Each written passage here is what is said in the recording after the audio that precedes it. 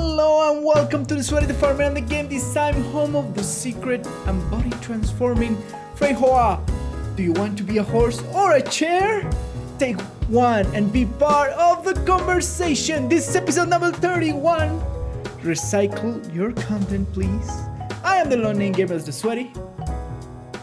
And I am Lucho the farmer. Thanks for joining us on this episode.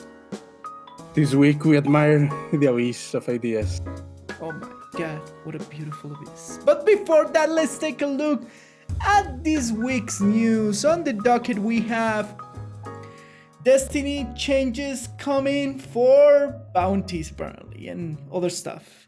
Assassin's Creed Valhalla controversy and players disliking Valorant new headshot sound. So, is it Bungie gonna save the worst part of Destiny 2? The bounties and all the things, Lucho? I don't think, I mean, from what the news recently is in this article, Yeah. it's not like they're like changing bounties like in a radical manner, Yeah. but it just seems more like quality of life changes. So they say that, for example, weekly bounties will be replaced by account-wide objectives, and that regular bounties will be Title kind of back held in back. the- Yeah. What does that even Yeah. mean? It's like not It means that- necessary? Like not absolutely Yeah, necessary. it means that probably the rewards are not going to be as enticing, Yeah. so you don't have to do bounties. Yeah. Did you saw like any of the last two season systems, like the obelisk and Nope. they're all like, I feel like, especially with the obelisk, when the next is the season of the obelisk started, which was the one with Osiris, everything was built around doing bounties, like all Everything has always been built around doing bounties. like, but it feel even more so like you don't have like an interesting like mission to go, like go and grind like nightfalls and that sort of stuff. It was has like it has never had really. yeah, Like but the for only some, meaningful deal in Destiny 2 is to bounties. yeah, but for some reason with that season, it feel like very in your face, like very like there is nothing else to do in the game but do bounties till your fingers fall off. Basically, I mean, there is really nothing else to do. Even if you think out like, okay, the weekly things of doing like Nightfall yeah, and the 100k Nightfall and all those things, that like they'll give you something, but the main thing is to go grab the weekly bounties and complete them while doing it. But yeah, doing the bounties kind of take priority over the mission. yeah. I don't know. Will it be better if you change bounties for mini quest or something like that? Like I don't think. I'm curious if they're gonna do this. How are they gonna do it? Because Destiny 2 progression is definitely built around bounties, correct. Yeah. and all the systems are built around bounties, and Yes. all the gearing up Yeah, and the grind is like around surrounded by bounties. is around bounties. The whole process is to log in a week. So you're gonna do PvP. Go grab all the PvP bounties and complete them. Yes, correct. And yeah. and even if they run out, you get and buy the extra ones. Yes. If you're gonna do the other things, like the mission thing, you go and grab the guy bounties and run the bounties. Well, my question So is you- like, it does eliminating the middleman as they're gonna try to do and do that more like streamlined. That And that doesn't change the problem that I have with bounties. That's a quality of life change. yeah, But yeah, yeah, yeah. sure, that makes it more convenient not having to like have like a couple of loading screens of going to a Or going tower. to the tower like every Although that's gonna make the city feel more empty. the tower. Yep.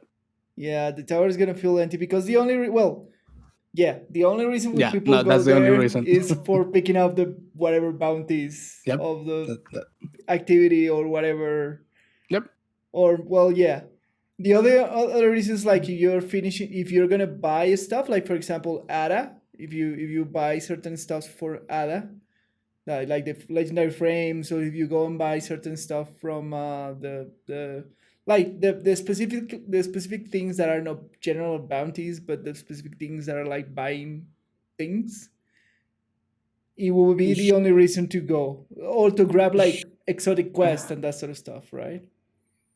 yeah, it's definitely gonna feel emptier. That is gonna be a thing, but like I think it will help the flow of the game, It like will the help the flow of the game. It will make the game feel emptier, which is a problem. yeah, it will make the central hub feel emptier. That is absolutely true.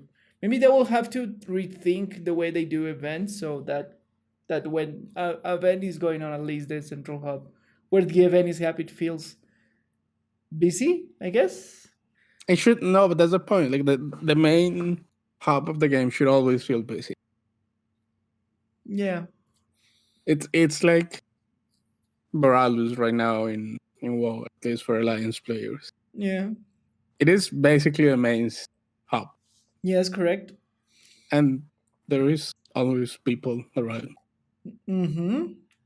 So At any time, that and helps the content feel yeah. But the only thing that you alive. interact, like if you think about it, the only thing that you interact in Boralos are like the portals and the table. Yeah, but the portals are a huge part of. Yeah, that is true. I mean, there is everything there. Like you have a bank, you have Yeah, you have the action all hub. the Well, you don't professional have action hub. trainers are there. Yeah, yeah. You have Uh, you have all the tables like the battlegrounds, the island expeditions. you have all the tables. Yeah. I don't know. Well, the thing I is don't know. like I'm just worried that that's gonna happen. That the, yeah, because one of the cool things of Destiny is that the tower always felt alive. yeah. It rarely felt empty. Correct. Yeah, yeah. There were always people goofing around and like playing with a ball or whatever, or standing in front of a vendor or whatever. That helps Mm. the game feel good. But I think it's a good thing because when you are in I'm Destiny, you want to I'm not reduce. saying that the change is a bad thing. I'm saying Yeah, that the consequences that it, like the unforeseen consequences that it could have, maybe. Yeah, they will could have be to resolve it. detrimental to experience. Yeah, they will have to resolve it. I think one problem at a time, right? One problem at a time. But definitely for me, at Yes least it and feels no. cool. I disagree with that With what? statement. With what one You problem at a cannot time? solve problems while creating problems somewhere else. It just it Well, becomes a never-ending fair enough. spiral of Yeah, following problems. You have yeah. to be careful and mindful in the way that you design things, Will as to avoid creating more problems in the process. will this bring us back to Destiny? I don't know. I'm I will check it the, out. I will check it out the changes to see if it feels more fluid to play the game. this is I mean, like also on the last points that at least the Kotaku article has, it says that bounties are gonna be like less restrictive, That's nice. which is my biggest complaint of the bounty system. Yes, correct. Yeah, yeah. So I'm interested to see if that makes a change.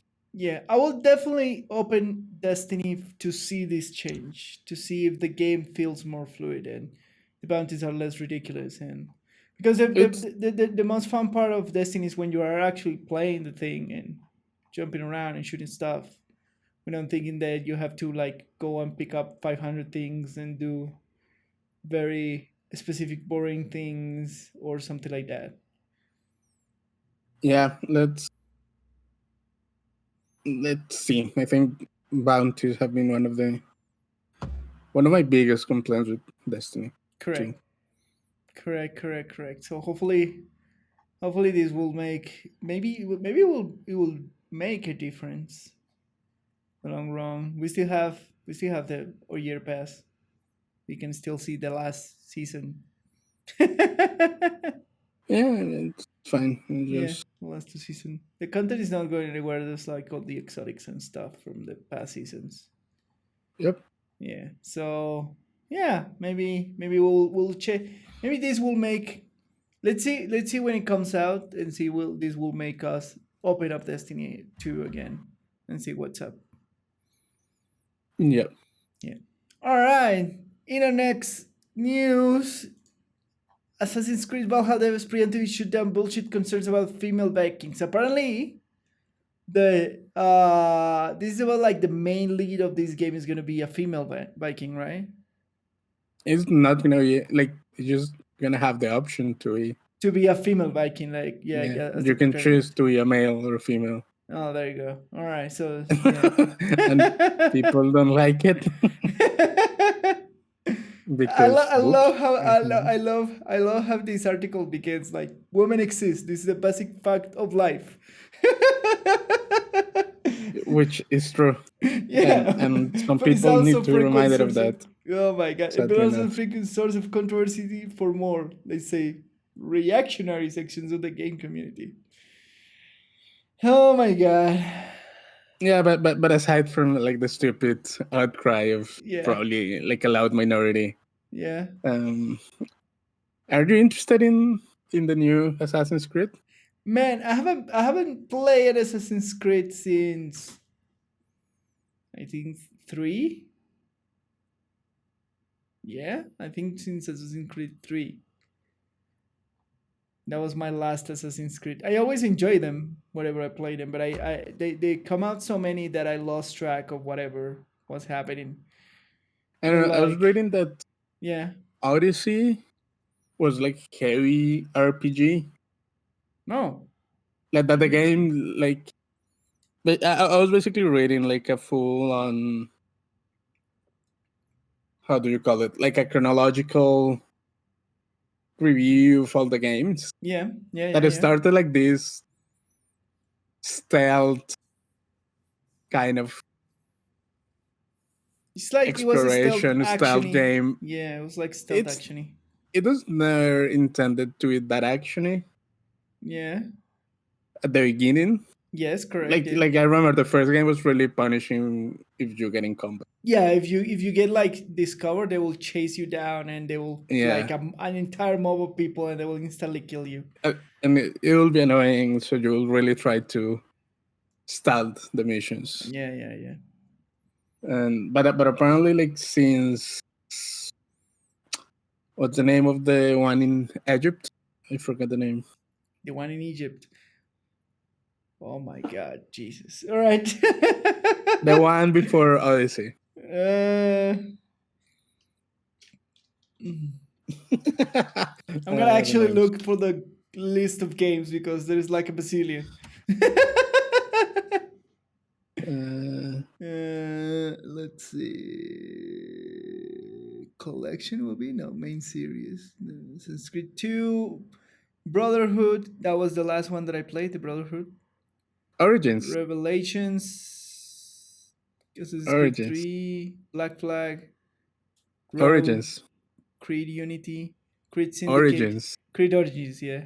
Origins. The story of the plate of Egypt. Origins. Yes, it's Origins. Yeah. Since Origins, it's been including more and more RPG elements to it, and apparently Interesting. Odyssey has a lot of like it's heavy RPG kind of game, Yeah. and apparently Valhalla is gonna follow More heavy. those same steps. Oh. So it Well, sounds yeah. interesting to They me. did have some small RPG systems back in the day with the equipment. and the abilities. Yeah, no, that's I wouldn't consider that an RPG system. Fair It was enough. like a basic progression Yeah, it was like upgrade yeah, kind it of was thing. exactly that. A basic Yeah, progression. but that any game has that. Like Any game has Mega progression. Man has Yes. that. No, but That is true. like you improve your gear and now you have a new power. That's Yes. basically what like the original or Yes. the Correct. Correct. Correct. Correct. Assassin's Creed 1 and 2 I did really like system the was. the like to be fair, I really like the Templar kind of story and the thing about the Apple of Eden and the thing about the historic I think I, the I think history the story comparison of the thingy. game is kind of stupid. To Well, be it's fair, super silly, but I find it like interesting. The try they were trying. Well, back in the day, they were trying to weave like real historic things with like a fictional. oh, if you're like that, then like Origins and Odyssey have been praised for For the that, historic accuracy. Yeah, really cool, yep, nice. more Well, than my the question then like is, if I came back in, for example, Origins, will I be like super lost? you have never been super like the games have always been kind of disconnected. Well, but one, two, and Rogue, and three had like a progression.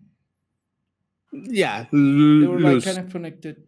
That's not true. Like like the series, like there was a clear trilogy of games Yeah, there was a following about Altair's, Desmond, like the first but protagonist. Yeah. that was it. They have never done that ever before, ever after Ah. that. Oh. Okay. Like That's like interesting. three is Is the self-contained. You don't need to know anything about anyone. so three finishes the story of Desmond. No, three Assassin's Creed 3 is completely self-contained. You don't have to know anything about the previous games. Really? Yeah. But but Assassin's 3 is still like telling you the Desmond storyline. Sure, but like that the Desmond storyline is Yeah. so simple that you really like it's what is the storyline? Oh, there is a MacGuffin that we need to follow. Yeah, and he has like 500 like past lives inside of him. Yeah. And that's the extent of the Desmond storyline. Yeah, that's the thing of the Desmond storyline. So but that's not the important bit of the story. It's not the Desmond storyline. Man, I played this game like so long ago. The main Yeah, thing is like but the the interesting finding the apple of character. Eden. Is that changing? Like the apple of Eden has it changed? That there were aliens or like a past civilization, some shit like that. No, that's the same shit, but that's never been the important bit of the games. All right. Do you think that's the important part of the game? No, I find it nice, but that doesn't mean that it's the important part of the game. No, but not even storytelling. Like if I take a look at all the games, I feel like the story that they're telling is more about the whole assassin Templar Yeah, conflict story through the ages. across Yeah, yeah. ages. And the Desmond thing, it was kind of a MacGuffin that was there to explain, oh yeah, that's how we technology, magic, space Like no. stuff. Yeah, because I feel like yeah, you're But the you're story right. was You're right. but the story was never about him. Yeah, Like you're he right. is insert blank thing, Yeah. MacGuffin. Yeah, the most you're right. The most interesting thing about Assassin's Creed was the conflict between the Templars and the assassin. That was always the most interesting thing. The That Apple of Eden, it was like just like, oh yeah, it's the ultimate weapon of like yeah, whatever. It the doesn't Apple matter. of Eden is Yeah, a storytelling device of yeah, MacGuffin that we follow and and we have conflict. to get yes, and But if you think about at least Altair's trilogy, yeah, like it was about him and like his development was the interesting bit of the game. yeah, yeah, yeah, yeah, Like yeah. him growing as a character and like from this like crazy young guy who like find girls to like the stern old guy who'll be like all duty bound and yeah, I'm gonna sacrifice myself for the blah blah blah MacGuffin apple. For the assassin. thingy. Yeah. And you know what is funny that we're talking about like this because recently this week I was like bored in Netflix and I rewatched the Assassin's Creed movie. So what? Yeah. And I was like, oh my god, this is so bad. It's really bad. What a waste performance from this dude, the new Magneto. Oh yeah, from the handsome guy. I forgot his Yeah. name.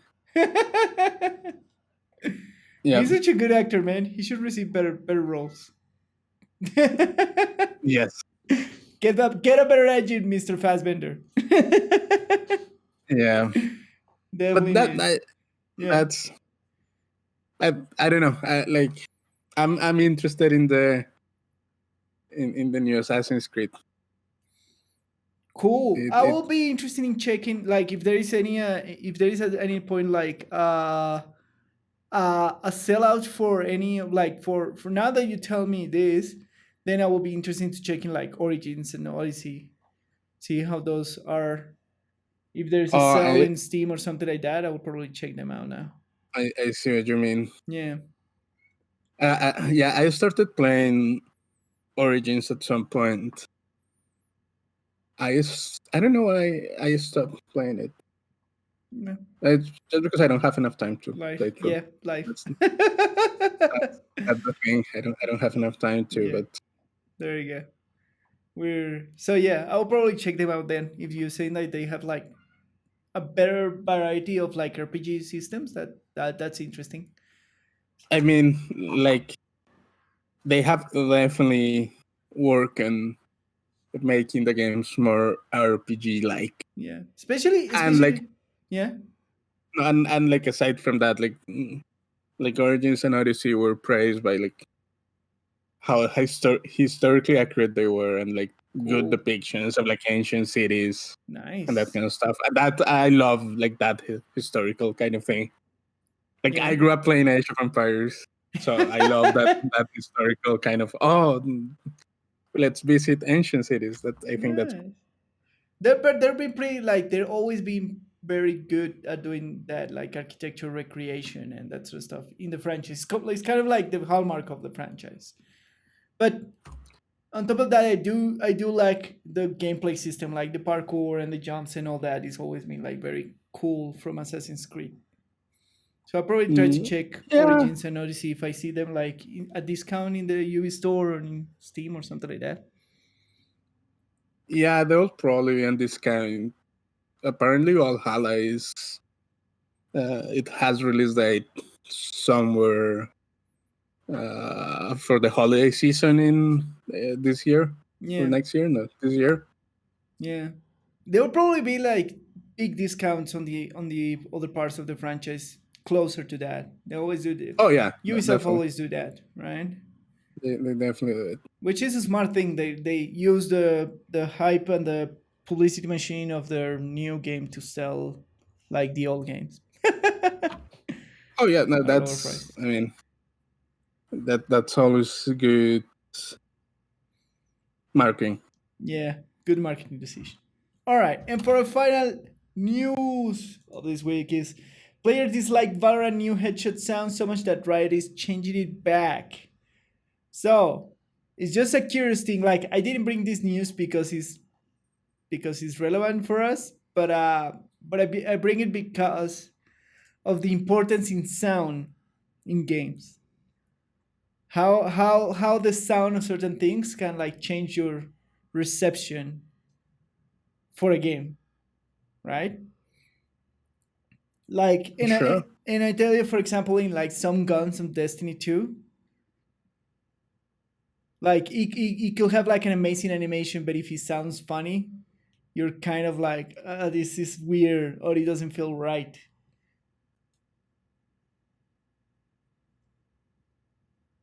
Have these ever happened to you? I know what you mean, and I don't find any, at least of the Destiny 2 guns, especially memorable now that I think about them. Yeah. But there is guns that like I think probably Borderlands 3 is a better example. I think Warframe is a better example In of sound good of sound design. in sound design in guns? Yeah, yeah. Yeah. But what And what I like the Warframe sounds better than even Borderlands. Borderlands always felt kind of whoosh and noise. whoosh. All right. Yeah. You know what I mean? Like they didn't feel punchy enough. Yeah, yeah, fair enough, fair enough. It's kind Like, of whooshes and blue noise. all right. That's I mean, I'm not trying to trash on the sound designers. I'm just saying Yes. that that's what I remember. So Yes, yes. they didn't come across that memorable to me. Yeah, yeah, yeah. But like this is kind of a thing like to the point that where like sound design is very relevant to the point that people is are starting to complain about bad sounds apparently.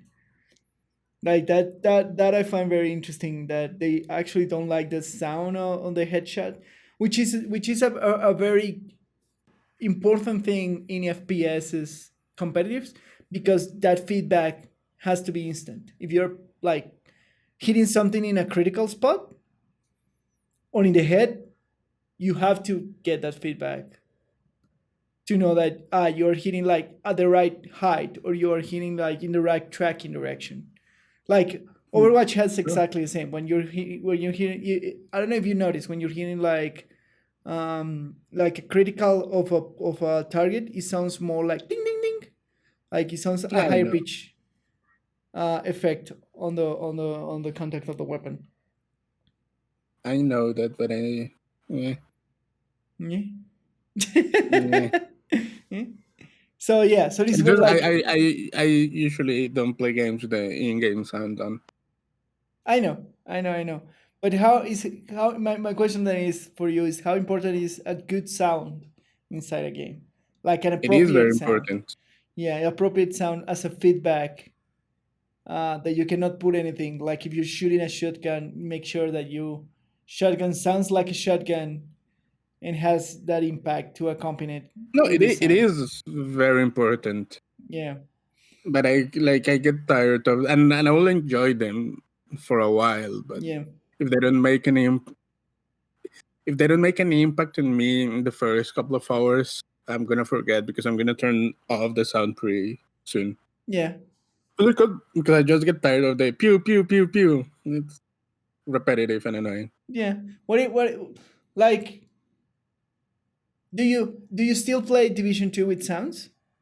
Nope. No, you don't Nope. play Division Two with That sounds anymore. raka gets super Rakata. annoying after a while. Yeah, all right, fair enough. Fair, yeah, It yeah. just like the Edition 2, it has really good sound design. Like the Yes. weapons sound amazing. Yeah, yeah, I'll give them that, and I enjoy them a lot. yeah.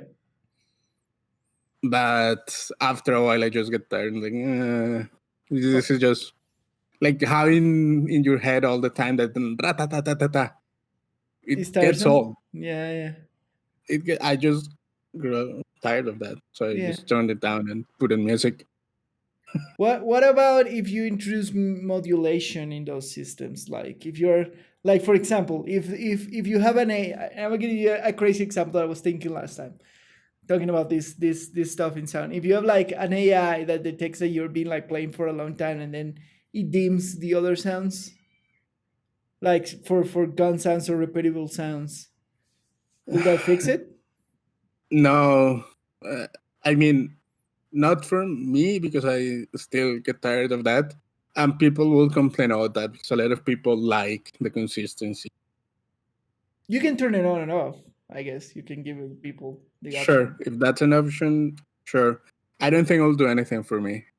No, for modulation Nope. sounds. Like Nope. if you're grinding for a long time, then the game will like put the sound like the music from the game louder for you and will dim the repeatable sounds of the guns and that sort of stuff. No, even if I only play for like 2 hours every day, at like at the third day, I'll be tired Oh, of the pew pew. I was trying to like imagine a kind of a solution for that because there's like a bunch like for example I love like I never play World of Warcraft with sound music, with music, but I do like the feedback of the sounds in game, especially because in World of Warcraft you sometimes want like certain alerts or stuff. That's it. It depends on the activity. Yeah, but in If I'm general, like writing, I yeah, play with the game sound. yeah. But for If example, I'm pushing dungeons, I play with the game sound. If I'm when just farming stuff, fuck it. Like I just put in music. yeah, fair enough. Yeah, but for example, when we go to like old rates, I do like to put the music. They actually get music, and I put it the loudest. So when I every time I turn on the sound music in the game, is the loudest thing that there is, and I do like it when we go and basically like all rates and that sort of stuff. Sure, but the music is fine, but it's music. Yes, Is not the the in-game sound. like shooting effects. I get tired really fast. Fair enough. Even for the ability sounds in WoW, I get tired really fast. Like hearing my hunter or all the time gets old. Like, Yeah, for as but much as I like it, dude, shut up. all right. But I think this is very important for like feedback, especially like in competitive games. Like having like sound feedback in some situations is like very crucial. Oh yeah, I'm not saying it's not important. Yeah. No, no, no. I'm I not know that you're claiming not that. saying it is important that things like I find it interesting that the sound design, how much relevance has been taken like in modern gaming. And before we're used to like only having 8 bits and very rudimentary sound. Yeah, maybe. Maybe. Just maybe. I don't know. Like I saw it. I saw those news. I don't know how annoying the headshot sound was. Apparently it was like uh, apparently it wasn't like satisfying enough, or like didn't give the correct feedback to know that you are actually like hitting criticals, which is important in the game. Like it not only gives you like If, satisfactory feedback, but it actually makes you feel good that you are actually shooting ahead. if it is not that, keep shooting. That's what I say. Of course, of Keep course. clicking those heads. Keep cleaning them hands. All right, and that's it for today's news. We move now to our deep dive into the bowels, into the confines of the game community.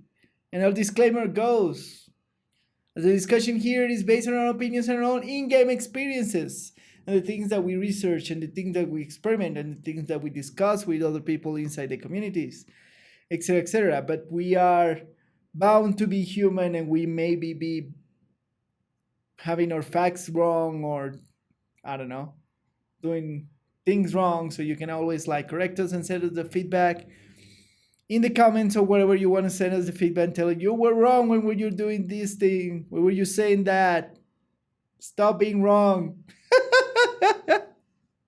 Yes. Yep.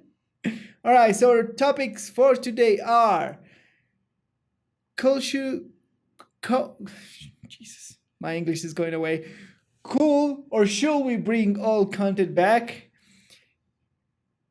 Unbalanced M plus affixes in World of Warcraft BFA, and when is carrying players good or bad through hard activities? So are three topics, Lucho. So shall we begin? Yes, let's begin. So the scaling of the all rates. We are in the discussion once more again what to do with legacy content in games. So tell me Um, about it. What is being discussed here? so it is basically these players saying that basically WoW has a bunch of raids and that they should scale them up to irrelevant content at end game, like all the raids, Jesus, how many raids does like this game has?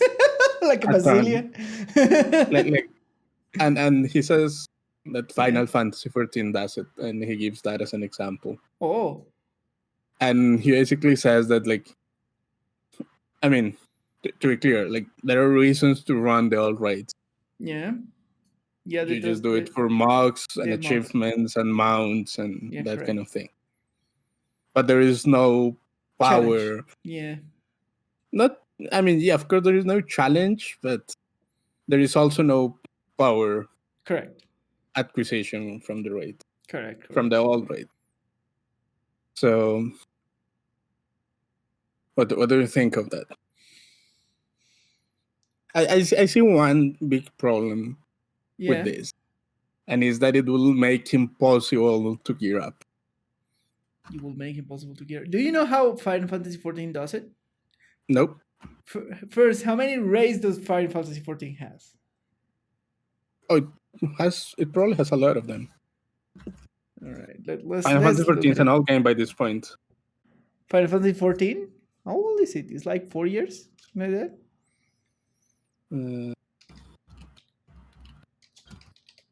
CFF14 raids. It has a lot of raids. You say? It does. I didn't expect that many. Let's see. 1, 2, 3, 4, 8. Wait, no. But are these the same raid? Alexander the Creator. Yeah. Let's count it properly. 1.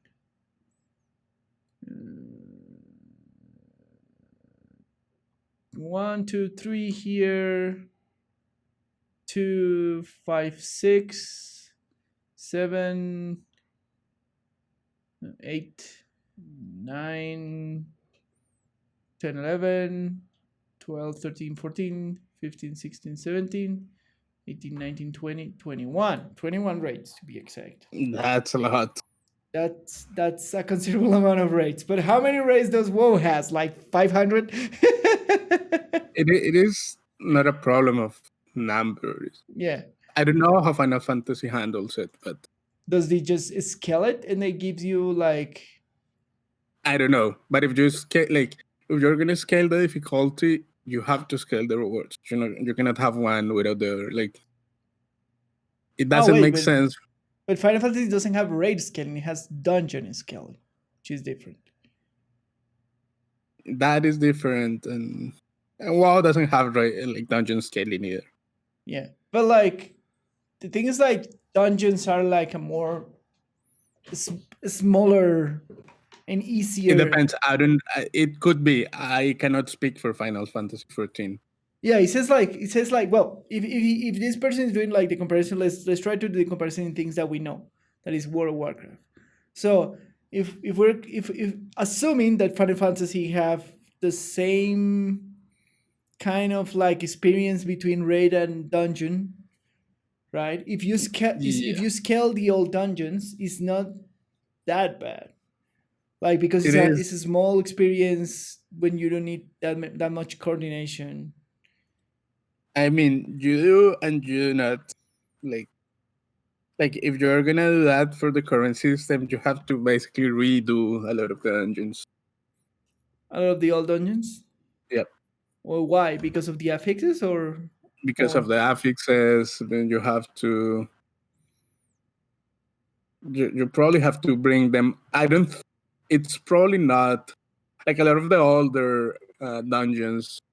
At least the bosses don't have any type of mechanic on them. Yeah. And if you just scale the damage and health up, like you have to balance them to the current state of the game, because those dungeons were designed when the game was just different.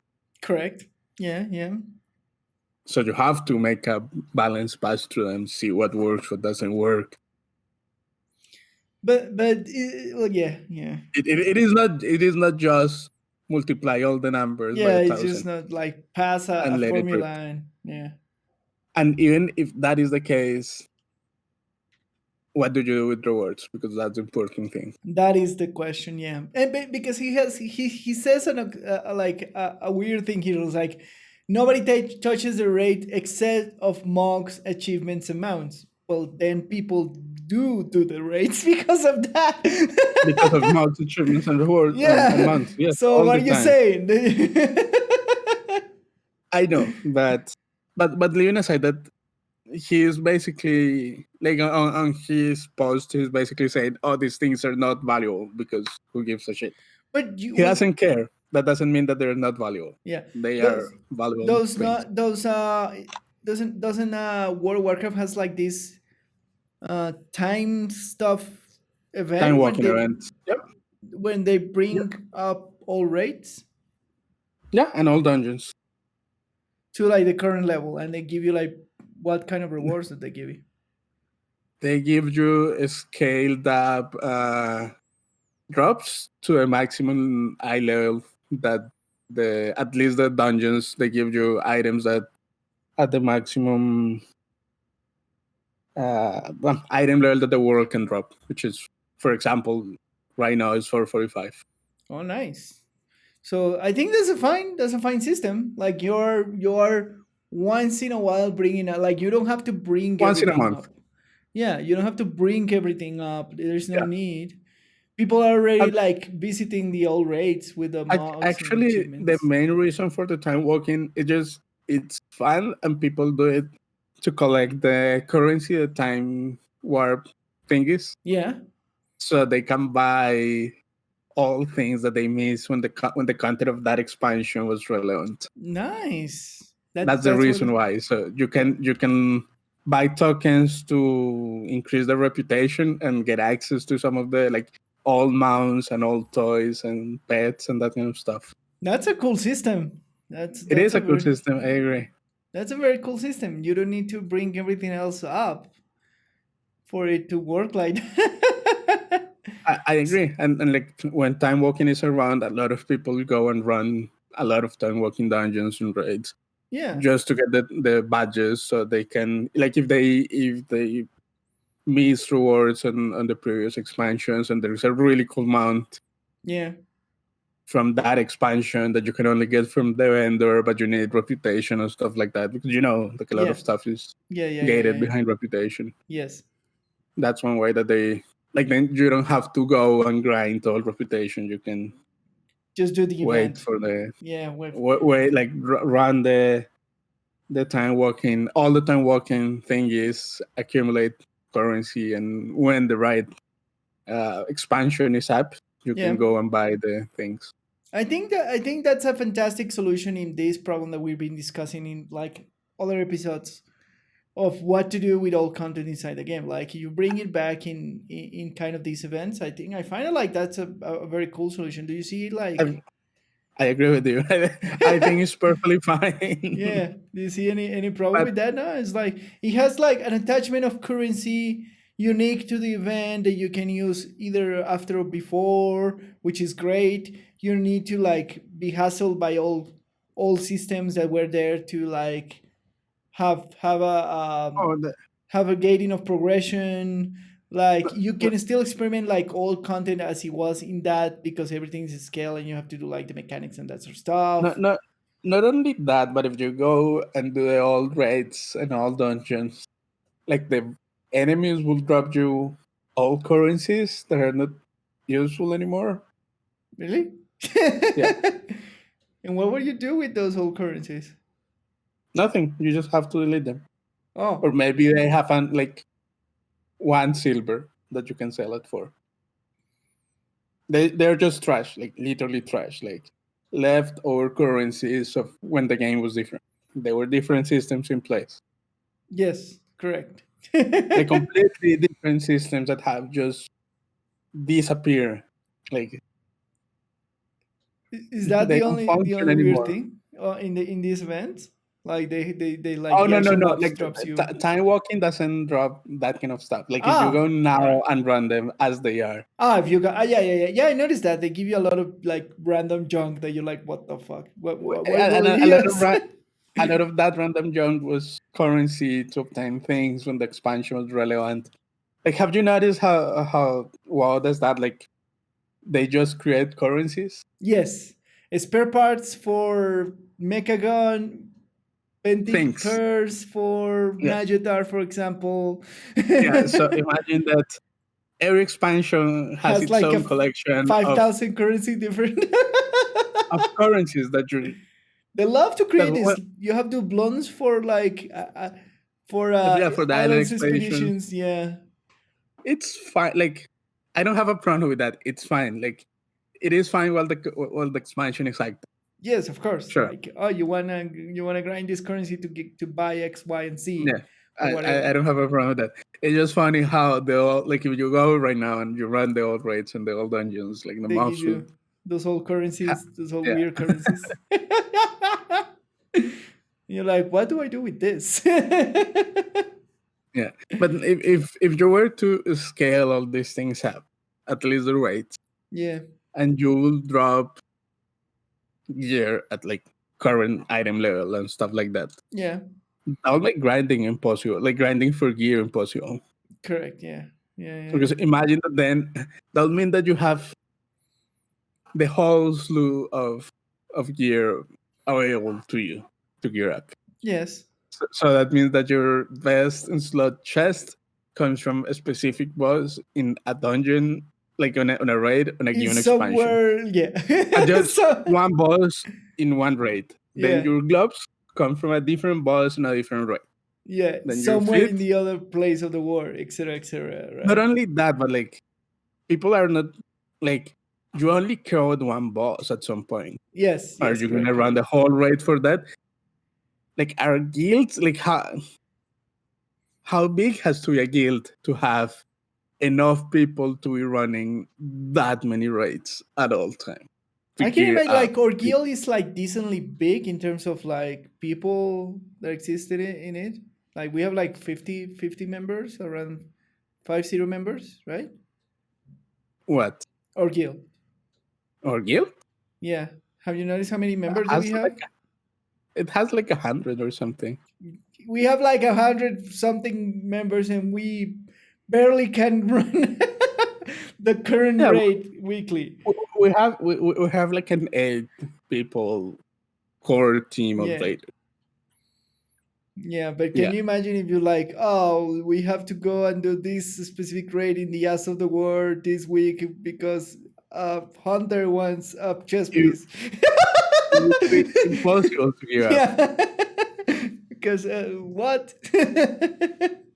Just not practical at all, Yeah. in And I my do, opinion. and I do love the mug thing. Like I think we discussed this. Like I do love to go and like travel to all race and like one shot stuff because you're seeing the sights. It becomes like more of a museum of sightseeing than anything else. And if you Yeah, want, and dude, if you want the real thing, like the real experience back in the day, just wait for it. Like you're gonna get classic World of Warcraft till the end of the days. everything Yeah. on point.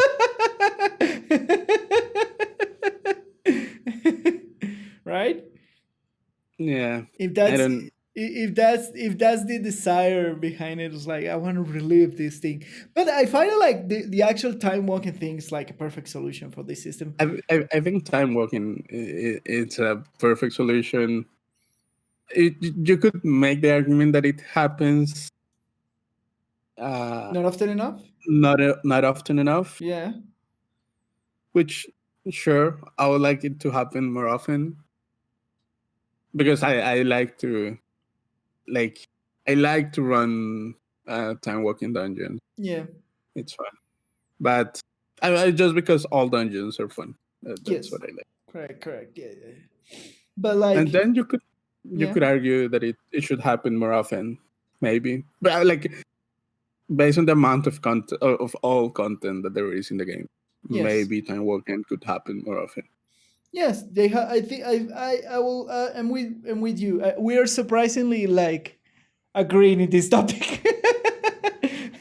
But yeah, I agree with you. Like time walking, it is a good tool and it should be used more often, especially right now in this content like droughts between patches.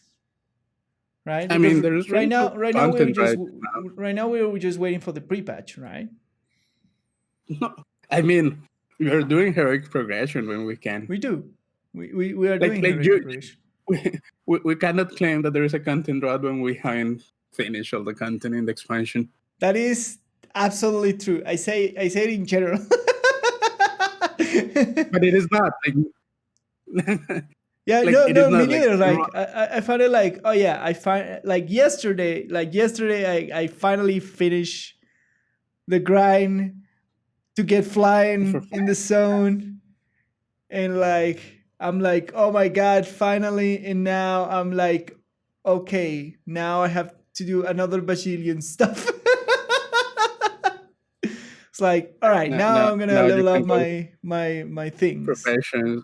Yeah, now I'm gonna level up my professions. It's time to level up my professions. And after that, I was thinking like, Makes oh, is there any actual mounts that I want? Is there any point of like keep leveling up the reputation? Because now that I have flying, it's like so much easier. it is so much easier. Yeah, sure. Like there are a lot of things too.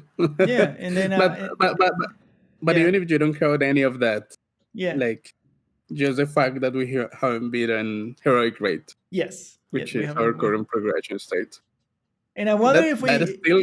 what will happen if we beat it? Like that would be my next question. I mean, we could try mythic. Oof. I mean, in principle, if we beat heroic, Yeah. we could be at this place where we can farm heroic to get people and attempt a couple of mythic bosses. Whoa. Do we get to the point of farming heroic? It's been pretty rough. Well, the progression has been steady, but it's still been like mod took us so many. I don't think. I think right now our problem is that people have been dealing with a lot of IRL stuff. That is So true. That is there's true. Yeah. like we haven't had, at least for the last 2 weeks, a really consistent group of people Correct. waiting. Yeah. If things get less crazy and Yeah. people are able to go back to our usual routines and we get back like a stable crew of raiders, Yeah. we can definitely beat the heroic bosses. They're Yeah. not that hard. Mod was hard, but that's fine. Sanesh wasn't that hard. No, it wasn't that hard. I did Vexiona the other day. Vexiona is not that hard. It doesn't change that much. In heroic? And we have, we have the Vexiona mechanic. I feel that we have it. Yeah. I think Vexiona and Raden for us is fine. I think the bosses where we struggle the most in normal are gonna be the easier ones in heroic, and the ones that we struggle the least in normal are gonna be hard.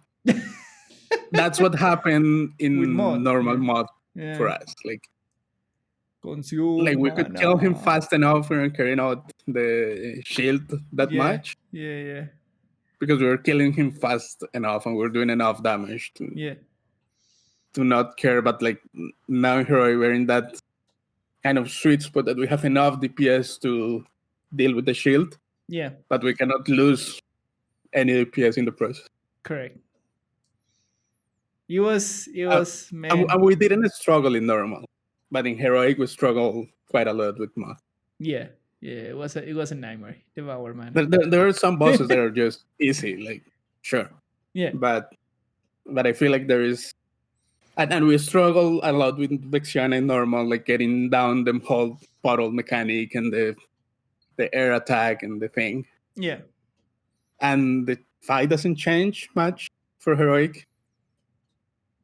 So it's gonna be equally easy. I think the only thing is gonna be like the Vexiona has this the ads control is one of the most important things in Vexiona. Yeah, but it doesn't mechanically change like if I don't know if you have realized, but like once you master the mechanic of the fight, you can focus on DPSing the Yes, things, like correct. the things in the right priority order. Yes, correct. Yeah, So that is correct. that's That is kind of correct. where I feel bosses like Vexiana are for our guild, at least. Like Yeah.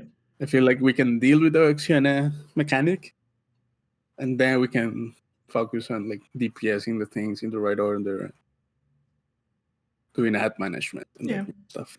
But I think in that front we've been very good at like doing progress.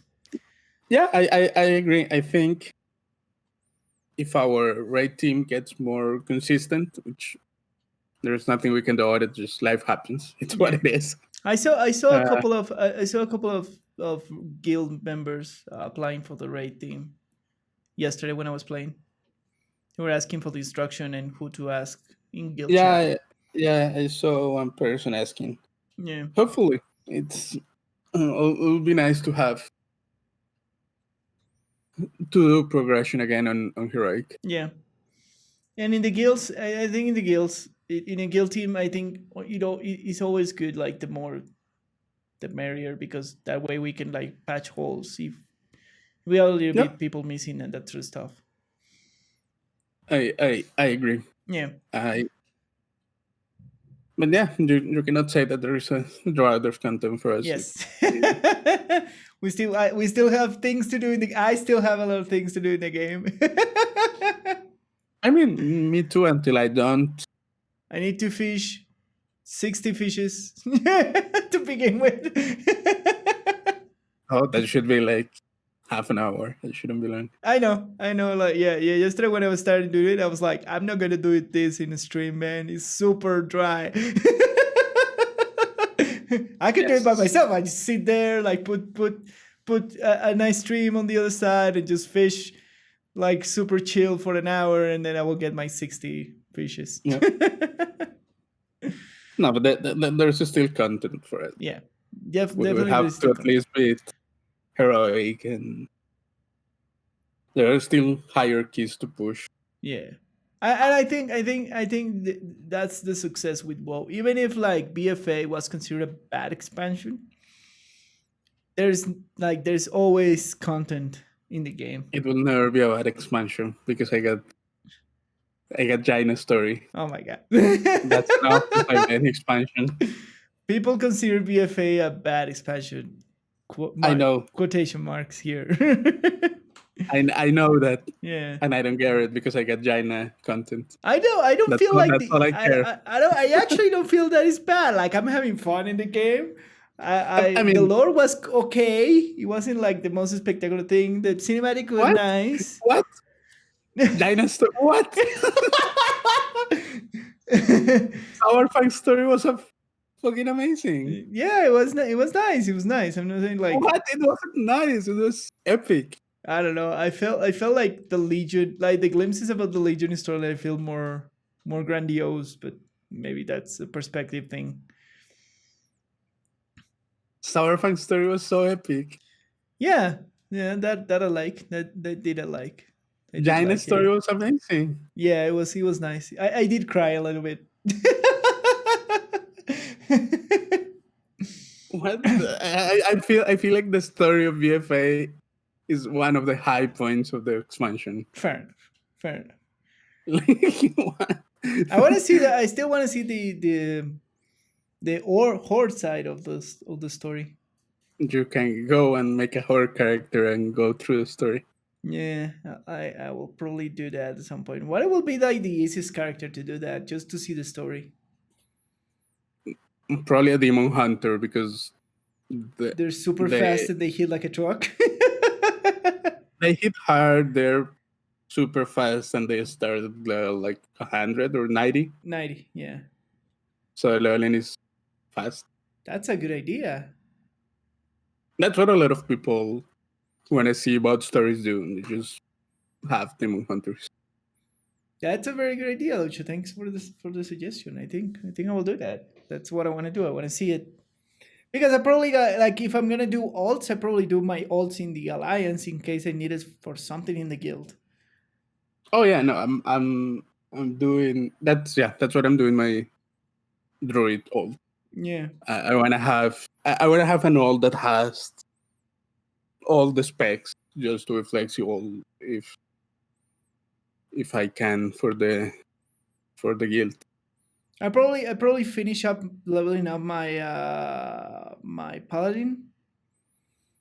Now that I know more of the game, and now that I know how to, I probably change his spec to retribution while leveling him up, and then I will probably make him a protection tank for the future. Yeah, that's what I'm doing with my druid. Yeah, I'm learning him now as a healer, as a rest to druid. yeah,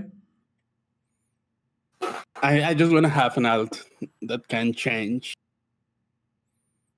roles for the guild. yeah. I think I'll finish that, and then and then after that I'll probably start the fire mage that I've been wanting to do for a long time. Yeah, I want to finish my warlock, the one that I started with you, because I like Yes. warlocks a lot. But yeah, I'll rather at this point level up and out, even if it is not for this expansion, but for the next one. Yes. I'll rather level up an alt that can handle different roles. Yeah, yeah, I agree with you. And I think the next thing in my list will be, if I'm gonna level up a healer, I probably go for a monk. Monk is another good class to level up. Like they have all the roles available to them. Yeah, but I want to have like a role that I can like log in and log in and it's a tank, and then I have another role that I can log in and it's a healer, just to have it like easy Oh, on hand. You know I, what I I mean? see what you mean. Yeah, I prefer to have that flexibility in only one tune. fair enough. Because That I don't know. For example, for the well, I think it's a thing about taste, because for me, for the with the warrior, it's been like, oh yeah, I have this protection, like the protection spec, and I have some gear for it, but I don't feel comfortable to tell you, because it's like very different what I usually do with the warrior. yeah, because tanking and DPS in Yeah, but are it feels different. weird. It feels like it's not the personality of the character. I don't know. I'm weird. You know what I mean? Yeah, and I think it's stupid, but I know. okay. You know, but people are always weird and makes things sometimes will just like feeling, especially like in a role play game. Like such a role play game as World of Warcraft, like do you do stuff like by feeling. So Yeah, it just I just think it's not as efficient. I know. Like time I wise, imagine. I that's imagine. the only. That's what I'll do it in a class that has all the roles available to them. Yeah. Okay. It's gonna be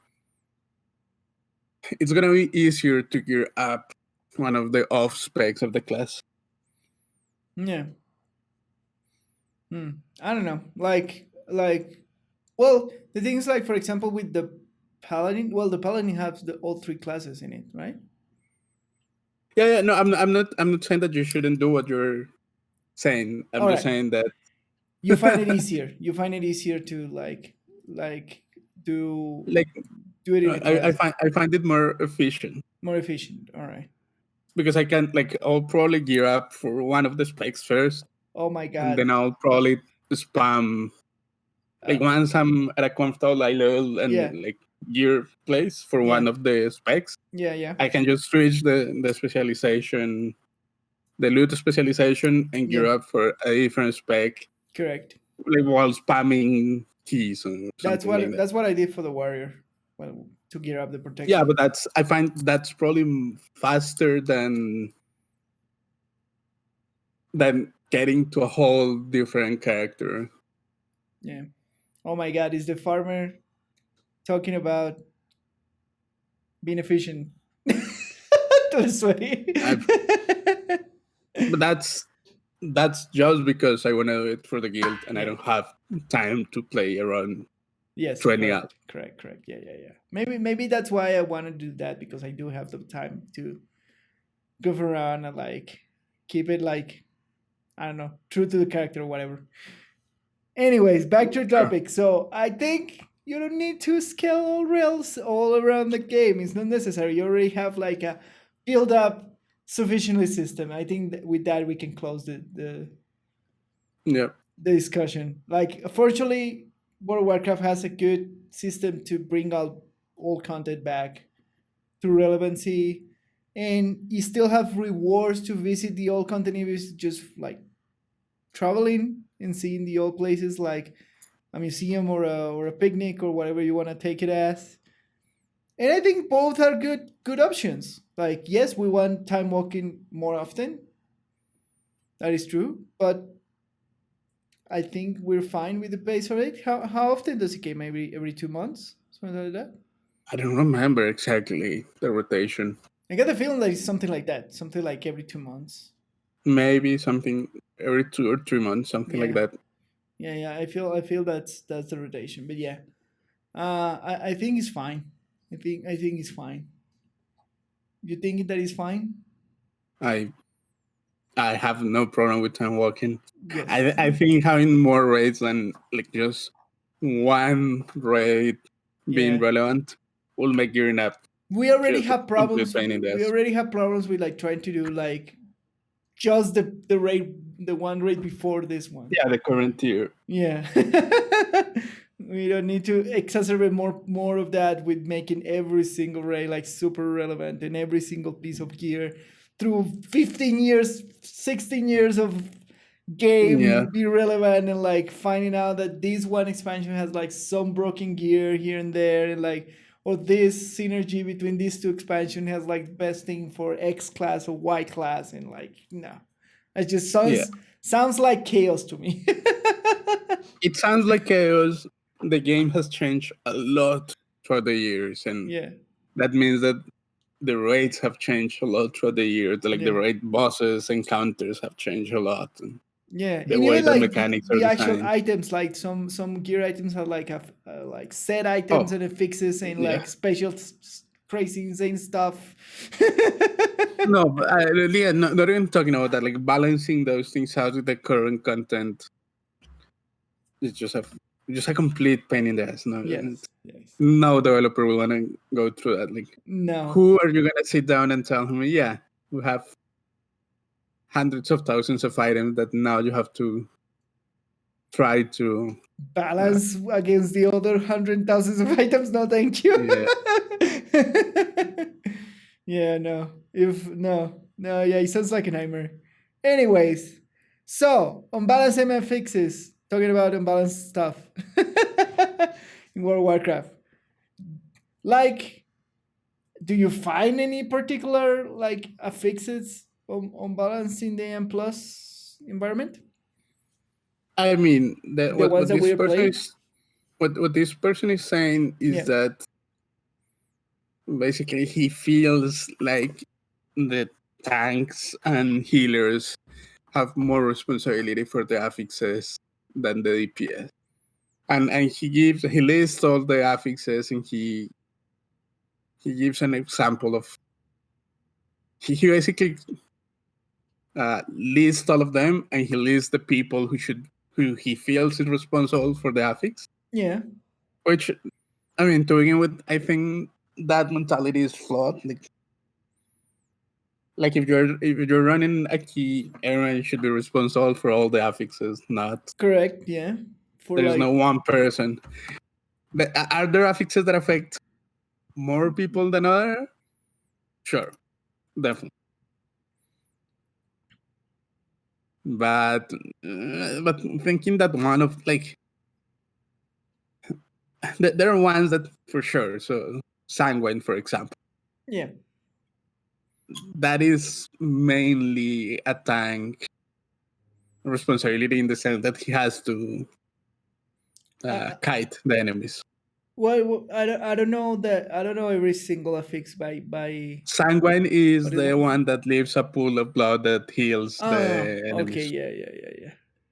So So you just have to yeah, kite it sure, out. Yeah. that is the tank problem. But for Yes. example, like this person says bursting, that is a healer problem. I don't agree with No, I don't that. think I don't think bursting is a hidden problem because you as a DPS have to be careful of what you're killing. Yeah, like if your DPSs are not giving a shit and they're just clearing everything, They will instantly you are die. gonna die. Yeah. Like no matter what the healer does. Like Yes, irrelevant. it's not, Absolutely. I don't think I don't think it's What does that Grievous do? I don't remember that one. Just against monster deal constantly. I don't remember what Grievous does. When a player falls below 90% health, the dot applies a stack that does damage. A dot. All right. But yeah. But yeah, bursting is an everybody problem. Yeah, I agree with you. Like everybody has to be careful not to like first the tank not to pull that many mobs. Second, the DPS not to kill everything as fast because too many stack with instantly delete you. Especially when you're going like to 13 and 14, where those stacks start to actually hurt even if you have one or two. Yeah, like saying that is the healer's problem makes me think that either this person has never healed Well, he's a because heal. He said that he's a healer. yeah, but Somehow. if So I maybe he's mean a bad healer. it doesn't like in bursting week.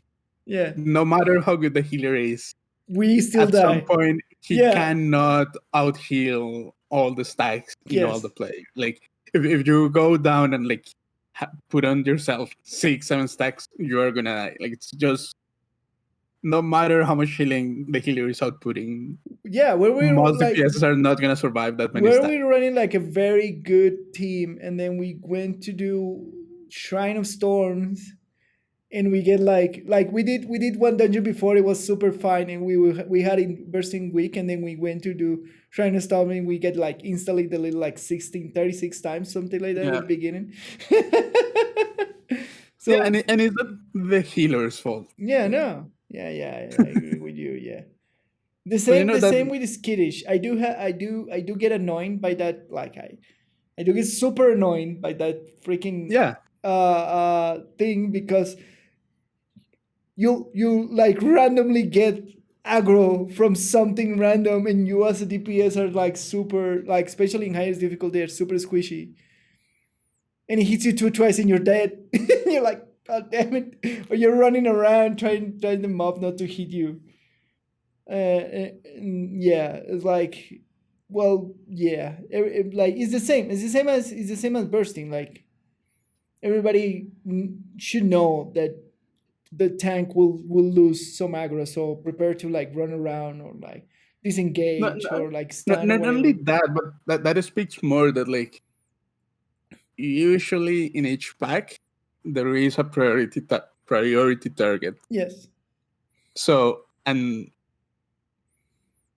basically if you are, for example, on a skittish week, Yeah. like if you are not focusing the priority target to kill it before he loses aggro, then you're doing it like if you're hitting the other mobs and then you're getting aggro of the other mobs, you're Well, just not. the thing is like for me when because I do a lot of cleave damage, that tends to happen. Like at least at me. Yeah, but all like your damage is not purely AoE. Yeah, no, I do cleave. That's what I'm saying. Yes. Your damage is not pure AoE Correct. damage. Correct. So you should be mindful of not using it all the time. Correct. Yes. That's it. And that's And my you should like responsibility, yes. you should Yeah. single target focus the priority targets, and that's it. Yes, correct. Because that's the target that the tank should be taunting, and that's you shouldn't change much. If everyone Yes. knows what targets to prioritize and if they gain aggro just to kite around carefully. There are some dungeons where kiting is annoying and difficult Yes. because you don't want to pull uh, annoying mobs around. But All right. Then let's talk in terms of not like whose problem is it, but in terms of how strong the modifiers are. Do you find like some modifiers are more insane than others? Like also for example, bursting is like in terms of like in scaling problems, it becomes like very like bad in very high difficulties. I think all of them get really bad. Like I don't feel like, for example, tyrannical fortified. It just takes out of your clock, but it doesn't. It's not as lethal as the other ones. Yeah, but tyrannical and fortified are the ones that roll on the first affix. So it's the easiest one to deal with. That's the Oh, other they thing have that you have like to kind keep of in like mind. a strength kind of thing. No, there is just like there is a uh, so there are always three affixes. Yes. Not all of them can fall randomly in any of the spots. Oh, okay. I The thought there first was. affix. I thought every week was like three random affixes. No. There are affixes that you're never like there are combinations that you're never gonna see Like together. for example, what bursting and sanguine, or like Uh, yeah. So for example, teaming and bursting, you're not never gonna see them together what does because teaming they does? fall. Teaming. That's the one that.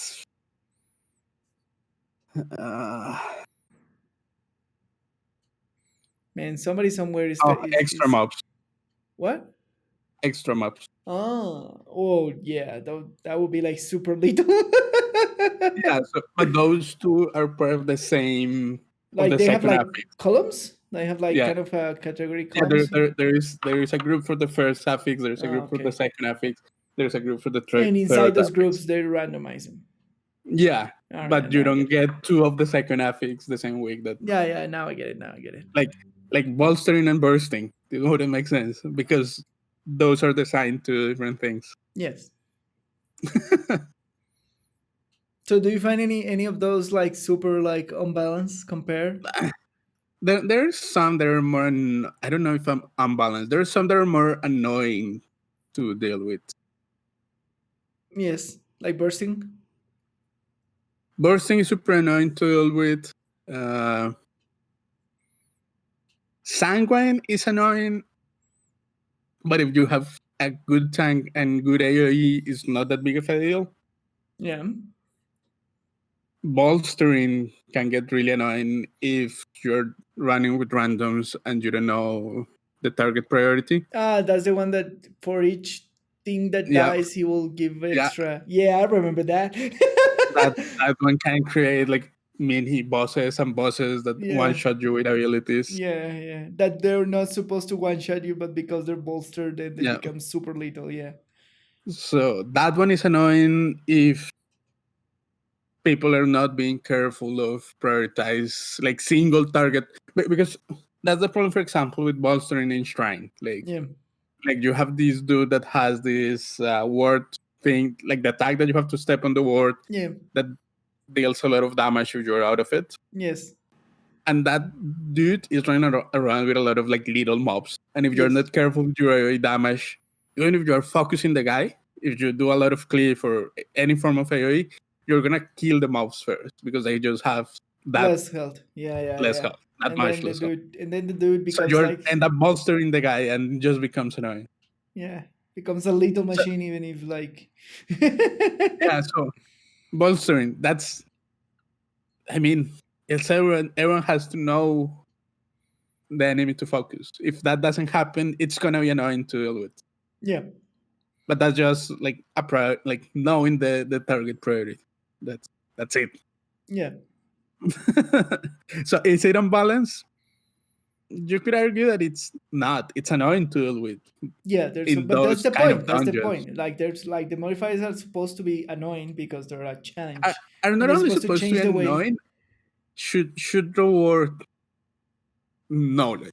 Like if you know what mobs to target first, for example, Yeah, then bolstering doesn't. It just becomes a no like a known problem. You know what I Yes, mean?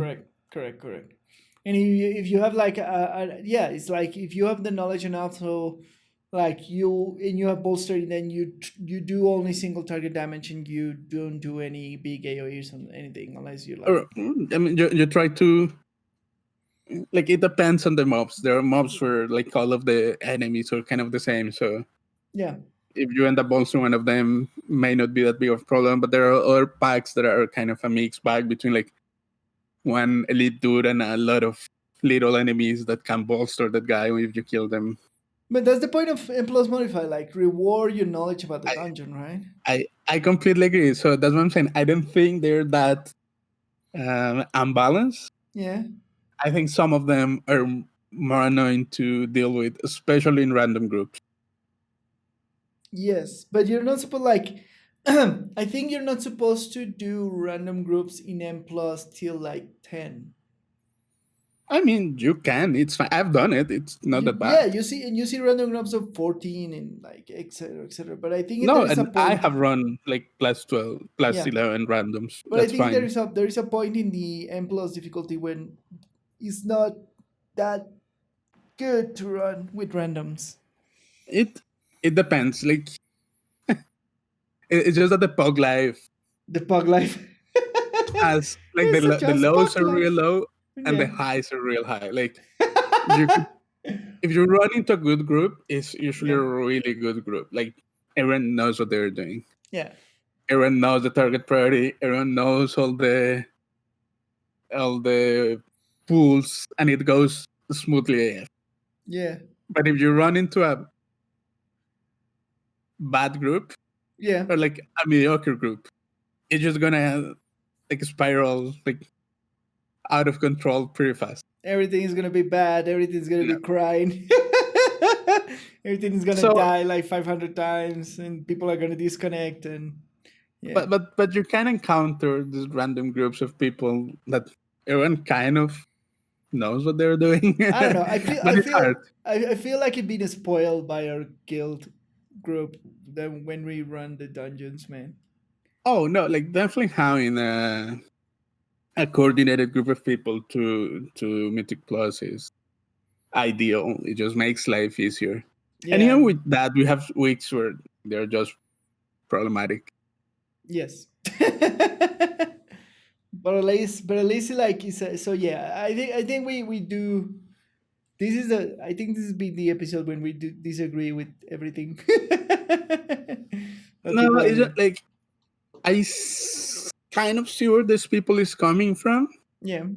but I think that if this is the way that he's looking at the affixes, he's taking the wrong approach to them. What approach Because will you take then? sorry, What approach will you take then? that it's everyone's responsibility. Like there Yeah. is no blaming. Oh, this week we have this affix.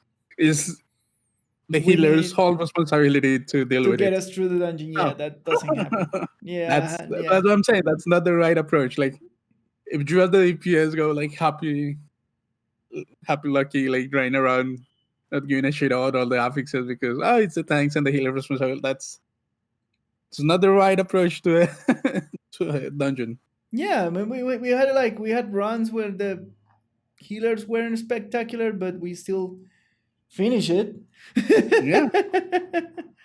Yeah, because we like the majority of DPS classes have their own sustainability, even so like Yeah, all the classes have their panic buttons, their global cooldowns that they can yeah. rely on from time to time. So if you know what you're doing, you may be fine, even if your healer is not like top of dog special healer like super.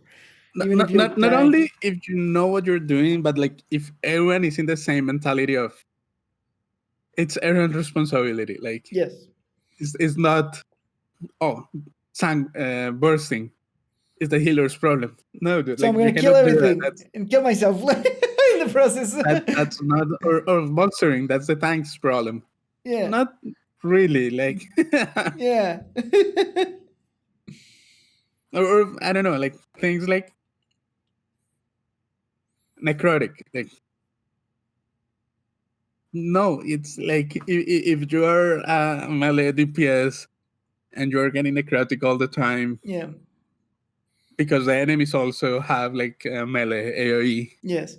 It's not just the healer's responsibility. Like at some point, the necrotic is gonna get you. Like you have to be careful. Yep.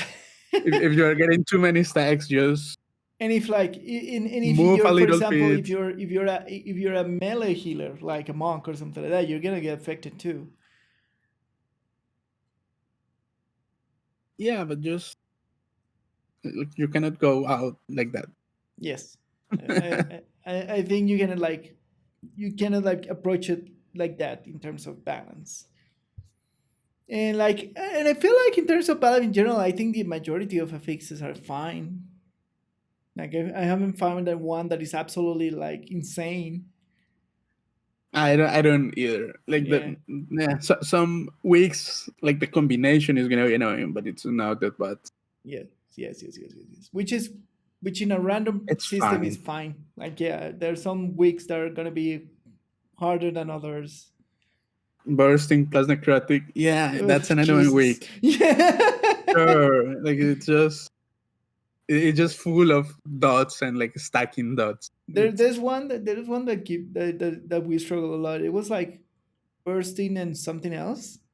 Bursting and yeah. tyrannical.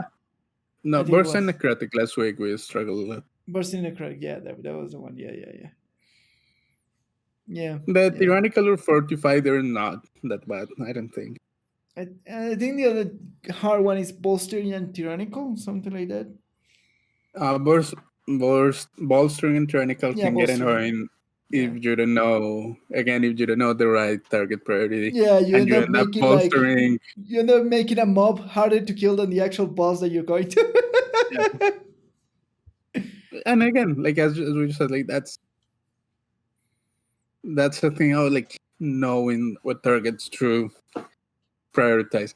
And I feel like that's something that you learned after like I feel like the first couple of times that you mythic plus runs, you don't know what's going on. Yeah, no, you're just like, oh yeah, you have to avoid this thing from the boss because it's gonna hit you hard, but the rest is like just go and kill like the stuff and that's it. No, but slowly you start to realize, oh, in this dungeon, these are the mobs that I should give priority to, and I don't know. It just slowly you gain the knowledge. Yeah, with time you slowly get the knowledge. Yeah. If you are paying attention and you care about it, if you don't go around saying, "No, it's bursting, it's the healer's problem." Fuck it. Yeah, I'm gonna kill everything. Murder. Yeah, Ah, I died. You're not healing me enough.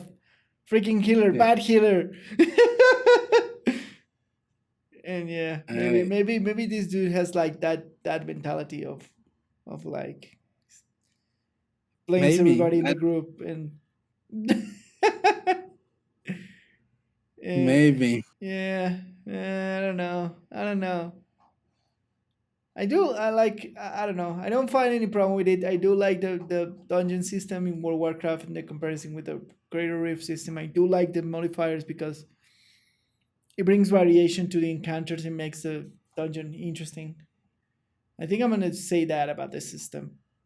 It could I, not I, be a I, I perfect li- I system, like but the Mythic Plus system yeah, in the game. It's one of the. I like the mix between the random affixes yeah, are not completely random. Like there is a pool of them, and you know what goes in what slot of affixes, yeah, correct, yeah, and the mix that it only like that it stays for a week.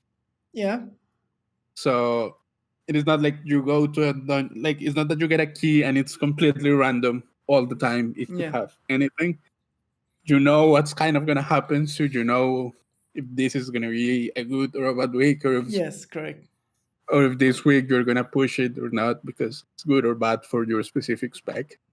That makes it nice. That makes it like I no, a cool system to figure it out.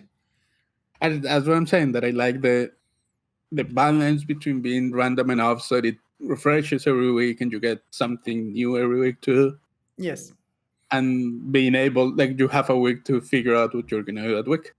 yes. Any closing statement for us to move on? The affixes are known; they're not that bad. Yes.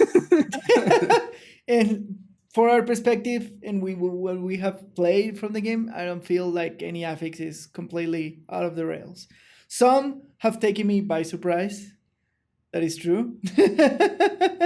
Some Yeah, for my class that is like warrior melee things have been like super sad times.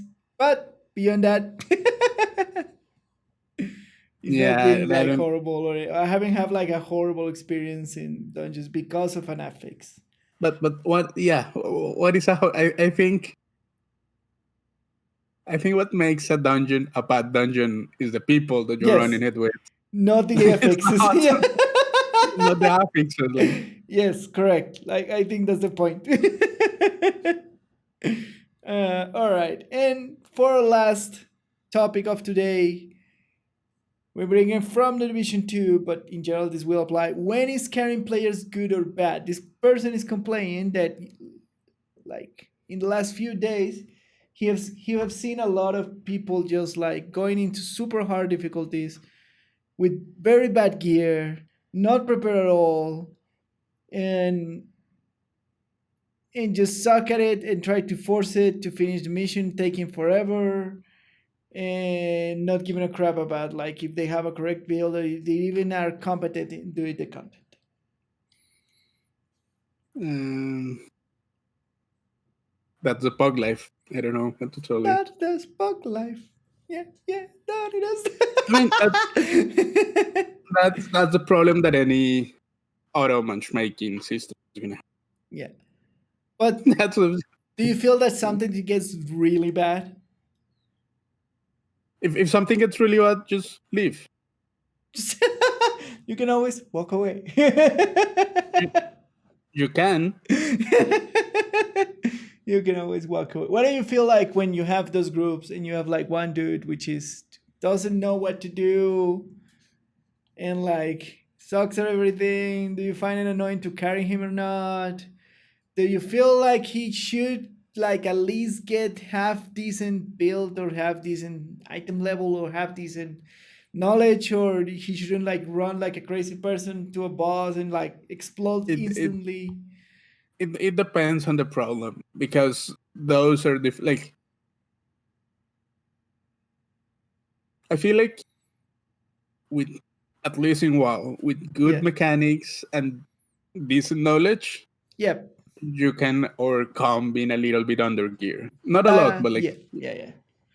like not being one shot by mobs, but trash. Yes. But like for bosses and that kind of stuff, well, like knowing the fights and like knowing your class or your spec Yeah. goes a long way. I feel like in specifically in World of Warcraft, that is true because the most annoying thing for a player is like to die randomly or to die repeatedly in some encounter because you don't know how the encounter works or something Yeah, like but that, or you're not yeah, careful enough and you just YOLO it, right? I think that's the most annoying thing. Like what I think it's more something like what attitude you have in whatever you're gonna do, even if you are under gear or if you're not quite prepared. If you have a good attitude, like you got a good disposition and you and you want to learn and you try not to repeat your mistakes even if you're learning a new thing. oh that also helps a lot. But it is it is hard because it can get annoying. Like one of these weeks, I was running with Seal Siege of Boralus, Yeah. and our healer didn't know in the last encounter that he had to spell one of the things. Like Oh. that's all the healer has to do. Like there is a like you get a debuff, it Yes. does a lot of damage to you, Yeah. and but then and it only happens a couple of times, so it is usually just the healer these spells it, and Yes. that's the end of that discussion. Yeah. Yeah. Yeah. But he wasn't doing it, Yeah. and like one of the other DPS was like just getting frustrated by him. He was like yelling in chat, just dispel the thing. And he was like, he wasn't doing it. And like, Oh my god.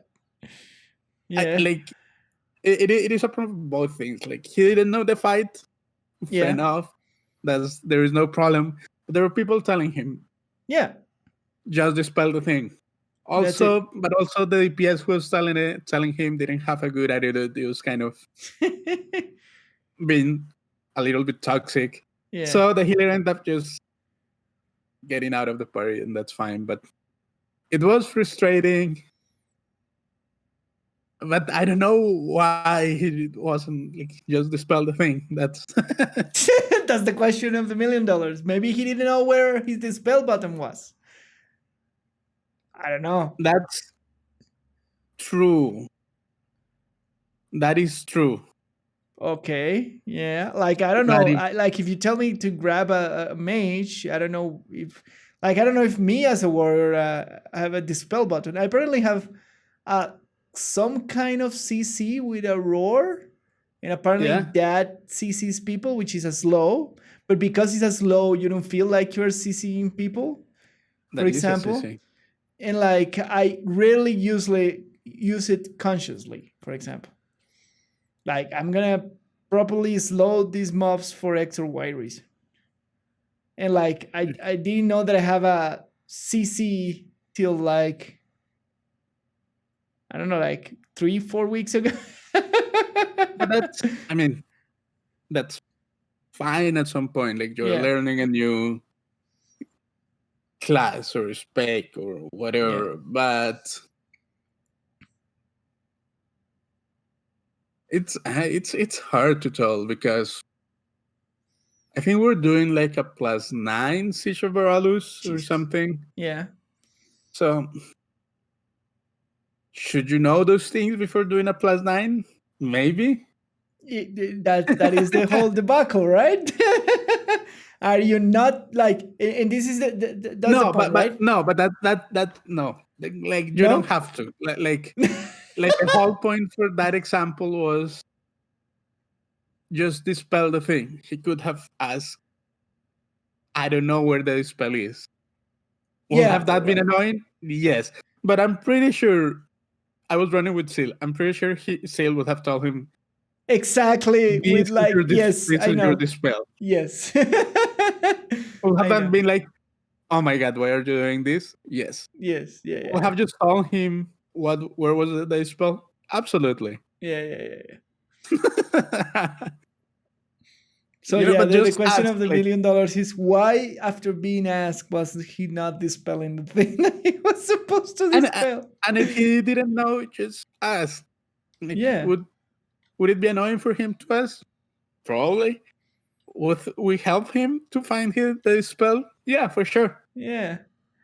But there's always like you know that there's always like as in real life a thing about like people trying to learn stuff and like not asking for help, or people not being patient with other people to teach them I because they know, assume and they should know, like especially in difficult activities. Like there is understanding in general that if you're doing high end activities, you should at least know what you're doing, at least know what you're doing. yeah, but Like not you have. necessarily in the gearing part. Like the gearing part is sometimes understandable if you're under gear for certain activities. Oh yeah, no, the gear doesn't matter. Yeah. But like the knowledge for doing high level activity, you should not go super YOLO on it, or you should not try to go super YOLO on it. Or like if you're going YOLO on it and you're doing it like with your eyes closed, you at least tell them, oh, I'm not sure about these things. Oh, what is the pull of this? Oh, what is the thing that we should? Yeah. And I did that when I started running like dungeons in +2, +6. I often like, oh, I don't know what is killing me, or like I put like I don't know what I'm doing wrong. Am I stepping in X, or like am I doing this? And I did ask stuff. I mean, up to this day, there is still some dungeons that I didn't know what's going on completely. Yes, all the and time. we learned a lot thanks to our great and powerful raid master. Raid leader. Yeah, he knows a lot. Yeah, Seal Senpai love me, please. We love him. Yeah, I have we love learned him. a lot more about, because he has this thing, and like, thank God we have him. He has this thing of like, we go into a fight, and even if we're doing it like a lot of time, he says like, oh, we this is what's gonna happen. We should do this, and you should stand in there, and be careful with X and Y. And it's like, wow, I didn't even know Yeah, that the boss did X and Y, and it's super relevant. yeah. I agree with you. Yeah. So I completely agree with you. I think it's the thing about this. It's the thing about being conscious of what you're doing. Like, even if you are the person carrying the other person, or the person going to be carried, right? Yeah, To yeah. be I agree with that. aware of what you're doing. Like, if you're being carried, you start like baseline. I don't know what I'm doing. I'm sorry if I fucked up. Please let me know if I'm doing something wrong. Be Yeah, or patient. just tell me what to do, and I'll try to. Yes, exactly. And at least you and me, that's what we always do when we go into like random stuff. We always tell them Yeah, like, oh, I don't know, I haven't done this yeah. But before, or whatever. if I don't know what I'm doing, I'll ask for, Yes, yes, yes, yes, yes, yes. Yes. or So at least I know that before I started doing keys, yeah. I at least watch all the YouTube guides for all the dungeons. Yeah, it was the same. It was the same Like with not all the YouTube guides, but like the guides for every basics. Like, dungeon. yeah, where to go, what the X boss. What are the mechanics of the Yeah, yeah. boss, more or less. There are still things that I don't remember for all the bosses all the time. Yeah, because I there's like a forget lot things. of bosses in a lot of dungeons. And you sometimes forget exactly what Yeah. X, if like, even if like there's dungeons that we don't run that often. Yes. Yeah. For example, like the underroot, we don't run it that often. Sishu Borealos, we don't run it that often. I usually avoid Siege of Borealis. That's one annoying dungeon. The same with Shrine of Storms. But funnily enough, we know that freaking dungeon because it's super annoying. Yes. And it just, you can be more proactive, but it's still, if people don't know, and you say it, I think most people will be nice enough to say, okay. Even if they are not, like most people, I feel like will be like, yeah, just do this. Yeah. Just Like try the not to do spell it. is just, the spell thing was so weird because sure, like someone was yelling at him, just dispel it, and he probably didn't know where the spell was. Yeah. But he could have asked, like, I don't know my dispel. But Can you tell that's me what's the name? yeah, but that's such a personal, like, I think our advice at the end of the day is like, be a better human being. Because there's like people who are ashamed not to know what to do, or they feel pressure, or they're timid and they don't like to ask certain stuff. Yeah, but like also like if you don't ask, like people will assume that you know what you're doing. Yes, that Especially is the like other thing. in a random group. Yeah. Like if you don't say anything, people are gonna assume that That you you're know just what's up. trolling. Yeah, that you're, yeah, if you don't say anything, that you should Yeah. know what to do, and you're just trolling them, and that's bad. Yeah, Like, that's gonna enrage people more yeah, instead of doing like, yeah, I haven't done this before. I don't know what to, or yeah. if they tell you you should do this, then it's like, oh yeah, I didn't Or if you're realize making a that I mistake, had. and even if you have done the dungeons, you sometimes make mistakes, and it's better to just say it. Yes. Oh, I stepped in the wrong thing. Oh, I don't know Yeah, what killed me. Oh, I think I jump X, Y. I'm sorry, and that's it. That's way better than like, and people are gonna get annoyed by that. Like, undoubtedly, even if you are nice and you tell them like, I'm doing this mistake, I don't know why, or whatever, people are gonna get annoyed because they come in but at least there. they're not gonna be assholes. Like most people Yes, are not that bad. Like, yes, it's preferably if people get annoyed and they just leave the group, that oh people yeah, just telling you that you're an asshole because you're not doing the thing that they've been trying to tell you to do for like half an hour. that's true. Yeah. So and like and if you trying something difficult and then you're new to it, you gotta get people who are gonna just leave the group in any situation, that they just want to Yeah, be like efficient and get like experienced group and do it quickly, and not they don't have the patience in that moment to deal with carrying somebody that is not experienced. But yeah, that's true. that's a problem of community perception, and that's a different thing, I right? really feel like most people are just gonna be like, okay, just and they're gonna explain it to you. Yes. Most people, it's really rare to come across some like a full on asshole. Like that's not that common. It's no, it's more common to come across the person who says that just leaves. Yes, yes, but I also feel like it's not that rare to come across a person who's like annoyed but will still explain things to you. Like Yes, I this would is what say you that. need to do. And Yeah, like, yeah, okay, that's more than enough. yeah. But I think the most annoying thing, I think the one thing that that this dude in the post says is like, that the excuse that they tell it. Like I've spoken with a couple of agents who just outright said, "I'm doing this for a free carry for better loot." Okay. Yeah, they just outright says like, "I know that I don't have the gear to do this. I just need better loot. Carry me, please." What do you think about that?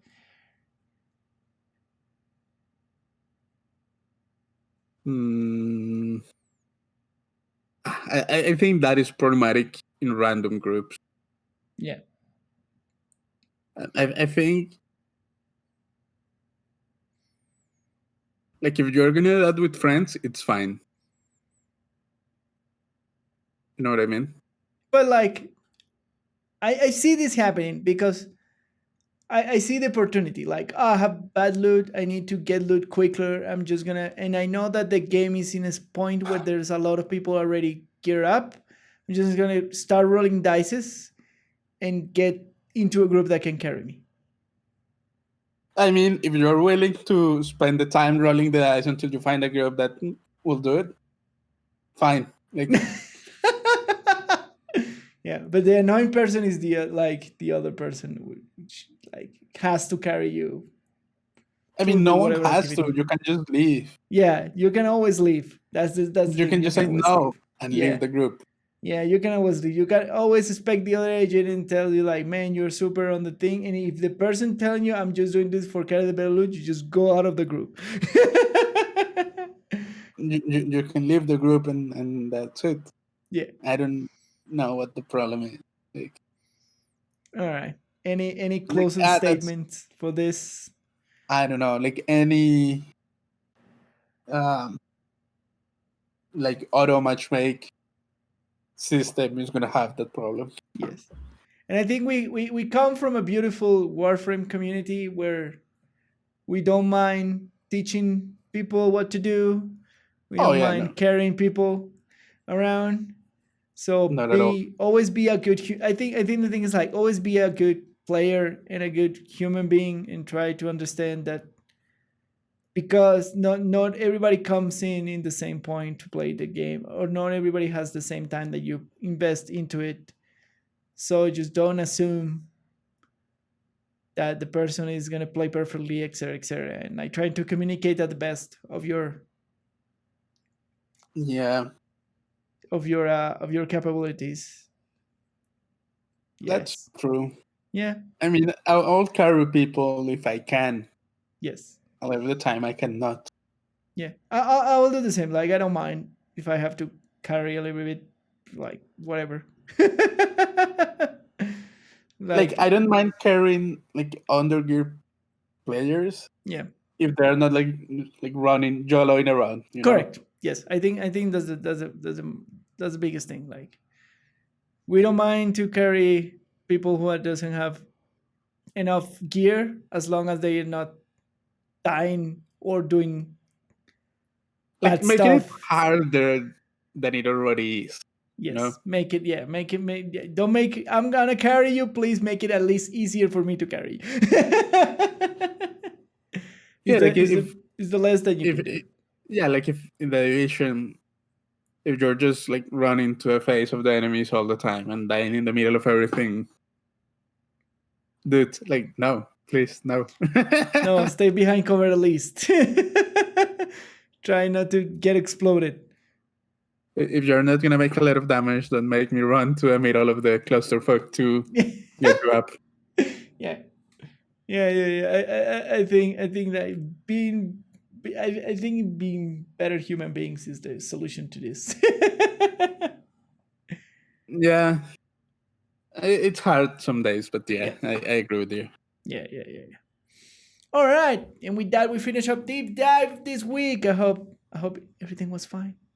And we move to our audience questions and feedback. Don't forget that you can write us down to our email, to Sweaty the Farmer and Design at Gmail. We have Twitters for our personal Twitters. You can write us down there too. You can go and speak with us directly. If you know where to call us or you know how to send a text message or a WhatsApp message, everything works. You can you can pass by my stream when I stream like almost all the week and ask questions in the chat, and I will take them down and answer there or answer here in the podcast. Anyway, you want, you can give us our feedback. We always discuss it here, as some of you already know. So, our first question of this week is the pressure put by the community on the developers fair? Is it fair? It Is it depends. What type of pressure as well? like the what we were talking last Yeah, I know. yeah, Last but like episode was if we're like demanding too much of developers, or like not treat them right, or like harassing them too much and say that they're bad because they're making oh yeah, mistakes in I certain mean, things and like attacking peop- them. oh no, that's not right. Like, don't be an asshole. Yeah, But like first of all, don't be an asshole. Like, you yes, should be harassing people or anything like that.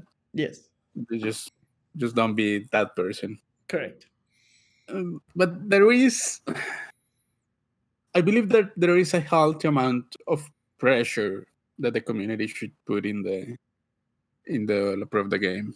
Yeah, It's not about being an asshole. It's about it's about it's just hard to it's about keeping the developers on their uh toes.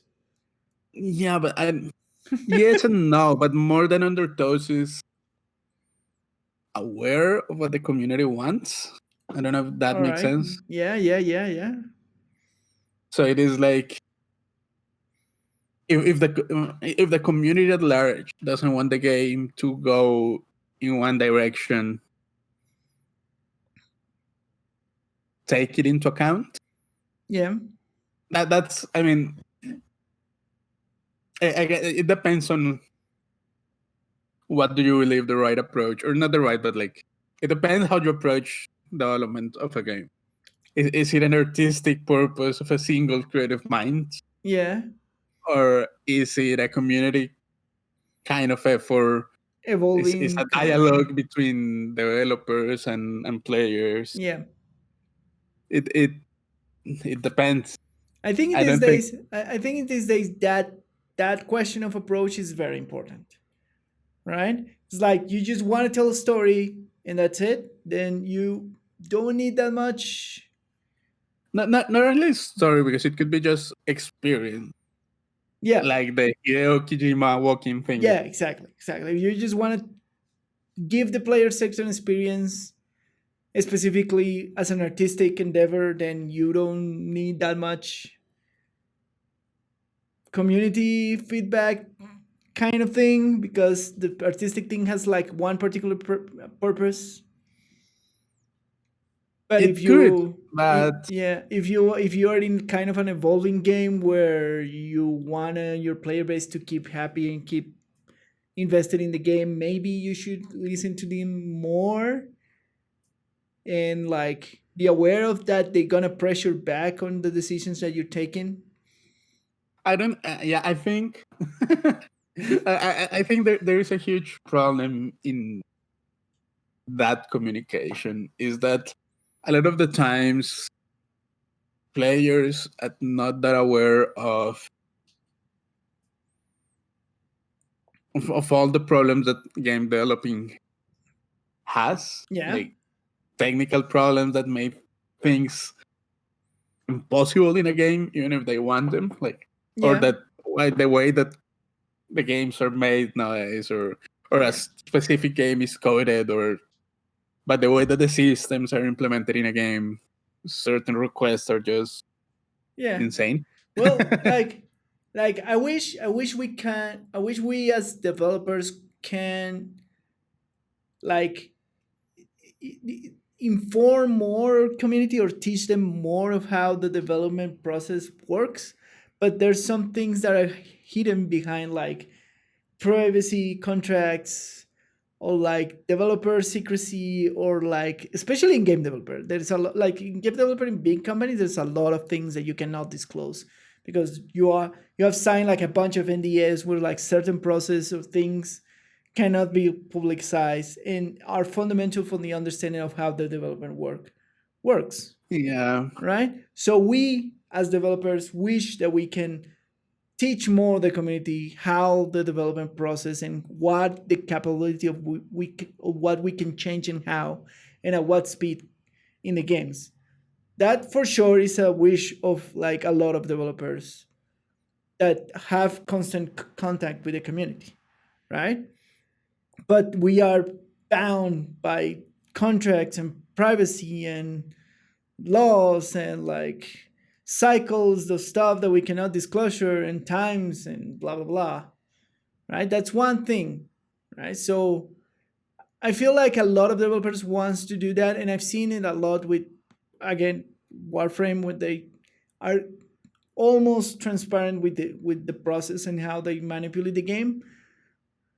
But the other majority of people are working with big game developers with everything is all of that is behind a curtain. but even in the Warframe case, which is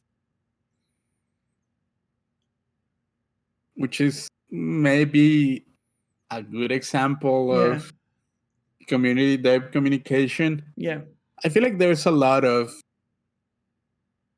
miscommunication still in how games are developed.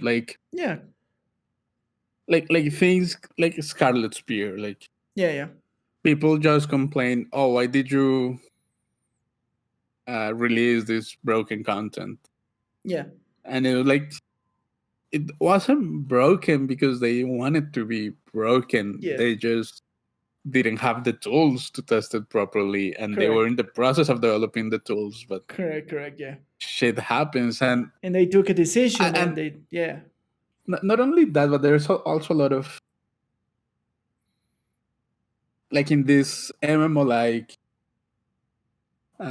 games, yeah, like there's a lot of backend infrastructure correct, that players never think about, that they don't correct. have to think about. Like if Yeah, you have never thought about like networking or working that, yes, there's a lot of there's a lot of backend to that yes. process that can be easily broken. It's hard to And sometimes it's not entirely the developer's fault. and even if it is their fault, like some of those problems are kind of hard to see until you break the thing. Yes, correct. So that's why I'm saying that it's hard. Like even just for technical stuff that should be easy to explain Yeah, is not that easy. Like like I why was Scarlet Spear broken? Yeah, because the network was not prepared for that. yeah. Uh-huh. but like you can give that explanation to a player, and that means nothing to them. Yeah. Then like, why didn't you fix that network problem? Because it's not that easy, because there are a lot of things like Yeah. you cannot change the back end of a game without. And then they tell you, you should have done a better job or whatever. Like if developers were magicians or something like Uh, that. sure, like, and that like doing a better job or changing things so that it work in a different way could require a lot of time investment that is not worth the money. Yeah. So that's what I'm saying, that it's hard to. Yeah. And again, even for Warframe, like things like I remember at some point someone says that one of the things that they were most afraid to touch was Yeah. the UI, Yes. because that basically could break all the game. Everything. Yeah, I remember There were this. people saying like, "Oh, the UI should change, just move things, and it Yeah. should be easier." And then at some point, Steve came out and said like, "Yeah, like no one wants to touch the UI." It's like thousands of lines of code that no one wanna touch because it could break everything. So yeah. And Yeah, I that's the kind remember of thing this. that it's hard to like. Sometimes like you think, "Oh, but this easy change should be just easy because it's Yeah, who moving the could it thing from like here to here." and I think we discussed it in private, like when they were doing that UI process, it was like, oh yeah, generally how it works, like when you do a game, like the UI system is kind of detached from some of the, like more now in modern ways you are actually do a lot of UI design in third parties, because now UI designers are exclusively doing certain stuff, so you detach the UI from your other systems. So in that context we were saying like, oh well, the UI, the UI changes in Warframe will be easier if they were in that context, but you have to remember that this game was done 7 years ago,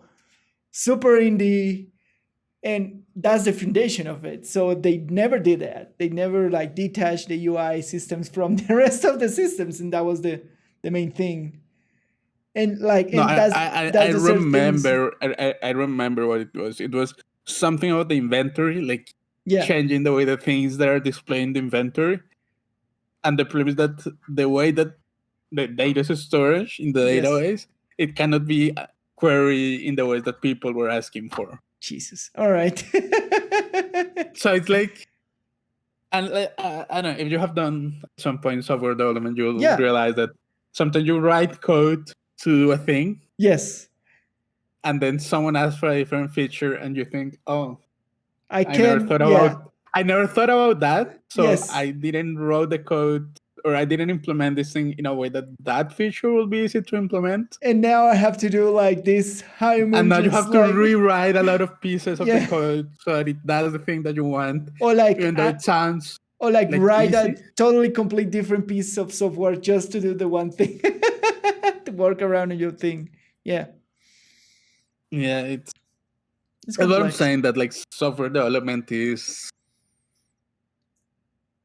it's not that hard, but it's obscure. Like there is a big disconnection between client and developer. Yes. In this case, the client is the player. So yeah. So I think in terms of communication, yeah, you should bring like good communication feedback to the developers, but you should never put like a gun to their heads, because you will never know. Technology is still a difficult thing to work with. It's not that it's difficult. It's just that it also changes all the time. Yeah, So that's true. Yeah. standards change, Yeah. Convention things change. changes. Yeah, technology, actual hardware technology changes all the time. Architecture changes, etc., Yep. etc. Yeah. Anyways, our next question is, what is the best thing communities can do when a complaint about a game is legit, or they have a very good complaint? Go to the forums, rant, do YouTube videos, Twitter, or stop playing. It depends. Like And you could have a complaint that is legit to you, but not for other people. All right. Like No, I'll give you an example. If something is fundamentally broken inside the game,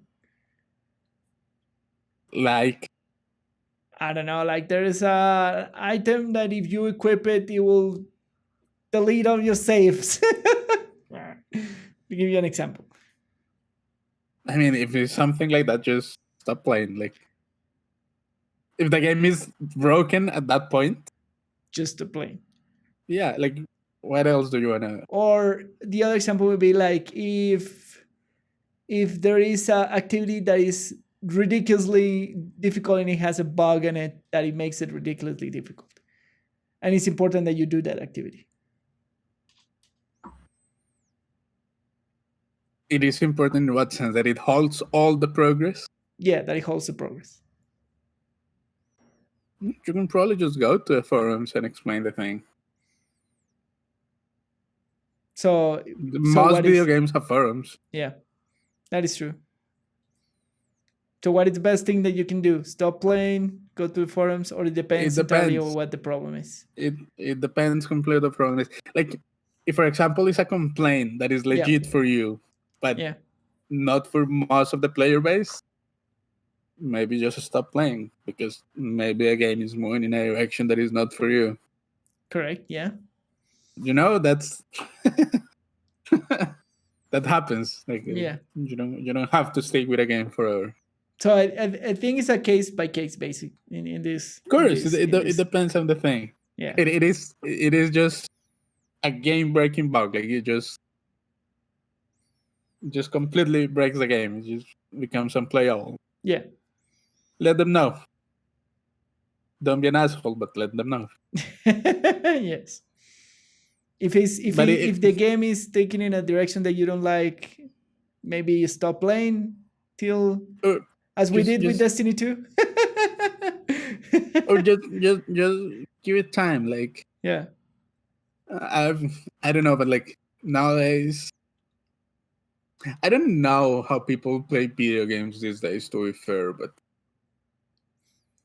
I do spend a lot of time in just a few games. So if I get tired, I'll just stop playing for a while. Yeah. And that's it. Yeah. Because like anyone, I get bored with the same thing. Correct. Yeah. Yeah. And you don't get married to games.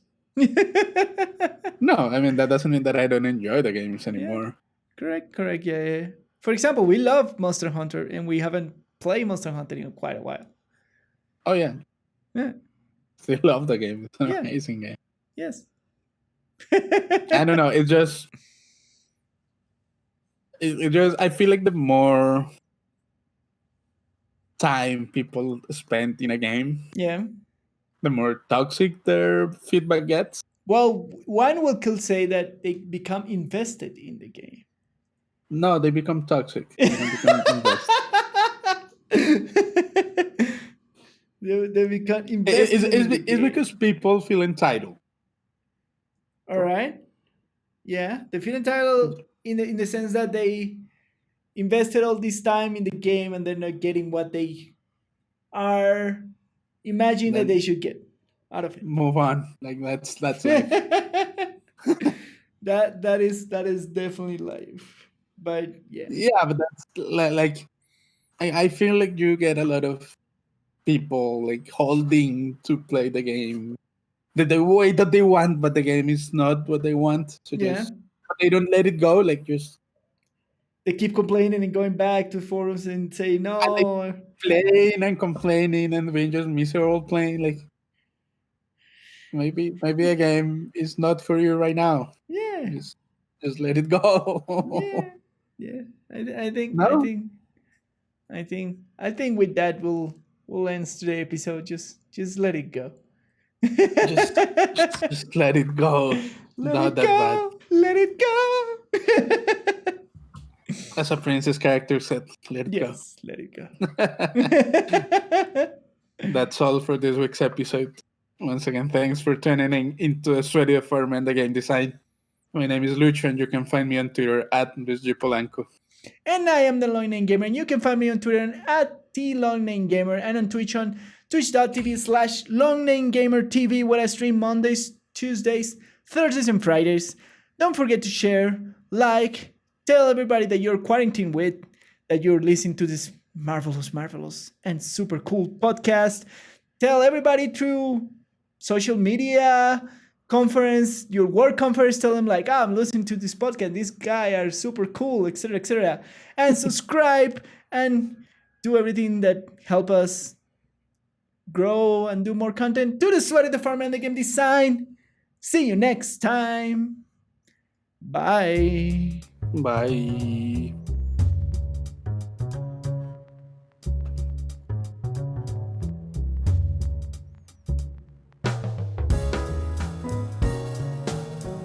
Did you know frijoles taste like a mixture of several other fruits, usually described as pineapple, guava, and strawberry?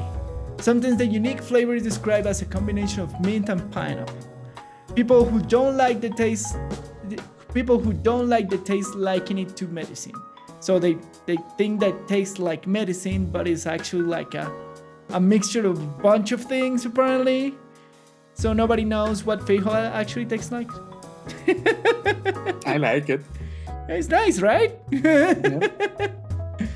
New Zealand is the biggest producer of feijoa in the world. It can be grown in the form of a tree or shrub. It can reach 8 to 15 feet in height and 15 feet in width. Wow. I really thought this fruit was like actually Colombian only kind of thing. I thought as well, but I mean, it doesn't have to. I never imagined it came from New Zealand of all places. I don't know if it came from New Zealand, but New Zealand is the biggest producer. Oh, all right. Yeah, I thought it was like a pure Latin America kind of like fruit exclusively here. It's apparently like South American native for sure. Oh, all right. There we go. That makes sense. But we're not the biggest producers. Man, New Zealand, those dudes are producing one of the weirdest fruit. Yeah, but it is like a South American